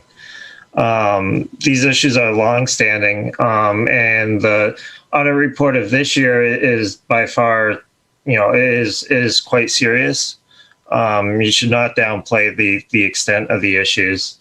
And in general, audit does not catch everything that might be wrong. For sure. According to the state, audits catch maybe 20 to 25% of issues that might be present when there's inadequate controls. So I don't think that you should be downplaying the scope or the extent of the audit or the current state of the chart of accounts of the town of Wellfleet. Thank you. We're going to look into it. Mike, can we move on to future concerns? And I didn't mean to downplay it. That wasn't mine. I just whatever. I don't need to repeat it. it's fine. I'm not intending to downplay the seriousness of the issues. No, Ryan, I'm not trying to downplay it, but I'm trying to highlight the town's strengths and say that my suspicion, correctly or not, is that it's a big old pile of tedious work. And it's more than that. I mean, we have the ban issue, which is, $500,000 that's affecting the availability of funds for this town meeting. Is one of the leading causes of why the balance of, or the budget is currently unbalanced. Yeah. So. Thank you, Ryan. I don't disagree with you, by the way. Yep. Okay, moving on. Let's skip topics for future discussion. No. Yes, we don't have time to take it, Manny. We have our topics for future discussion all laid out. I'm sorry, there's a really important one that's time sensitive. Okay? Please. Yeah. So this came up at the Shellfish Advisory Board meeting, and I had an exchange with Mike about it because he was recused during the time this was discussed as something that should happen. So the town has a large amount of new acres of bottom that are used for harvesting from the wild, fishing in the wild, and harvesting from farms. Over a third of the acres that are farmed in Wellfleet for aquaculture are in the property we bought in 2019. For future discussion. And at the time, hold on, at the time. Helen, what's the title of the agenda item for next time, rather than explaining it? We're not going to discuss it, so can you just... Yeah, we lost her. I think it's about the Hilta Trust property and how the town might utilize it. Yeah, and we may, just to finish, I'm sorry, I got disconnected. I apologize. Well, I don't know why. It wasn't me. Can you hear me? Yes. Good. So we may just decide to, have this proceed as we would with any other part of the harbor. But it is very much this board's responsibility as the Shellfish Regulatory Board to consider our approach to managing it and choosing how we do it. And it may be really easy, but the stuff that got brought up in the Shellfish Committee confirmed that it needs to be looked at and decided on and not just allowed to happen without our discussing it. And we lost her again. All right. Okay, well, let's put that on the agenda. So there's the topic. I move to adjourn. Let's do the minutes really quickly, please. Oh, minutes. You're right. Aye. Have people read the minutes? Yeah, I'm trying to get all the dates in front of me. Lots of papers tonight. Okay, I move to approve the minutes of, well, I should do them in order. Anybody else have them right there? I'm flipping pages.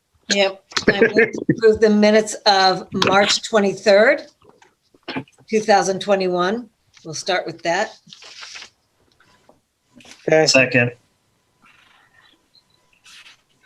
Roll call vote. Janet, aye. Tina, aye. Ryan, aye. Michael, aye. Helen abstains. Yep.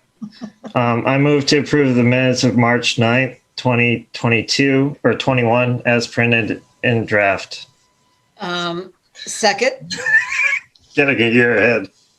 Helen abstain. Yeah, we know. Janet, aye. Christina, aye. Ryan, aye. Michael, aye. And I move to approve the minutes of April 5th. Second. Janet, aye. Christina, aye. Ryan, aye. Michael, aye. Okay, Helen abstains. Abstains. I move to adjourn. Second, Okay, roll call vote. Janet, I. Tina, I. Brian, I. Michael, aye. Helen? Who knows? With that, She abstained. 4-0. okay. So thank you, guys. You really are doing your homework and doing a great job. We got a lot done tonight. What? We got a lot done tonight. We did get a lot done and we moved things along. So thank you, everybody. Thanks, Mike. Okay. See you all soon. Bye. Yes.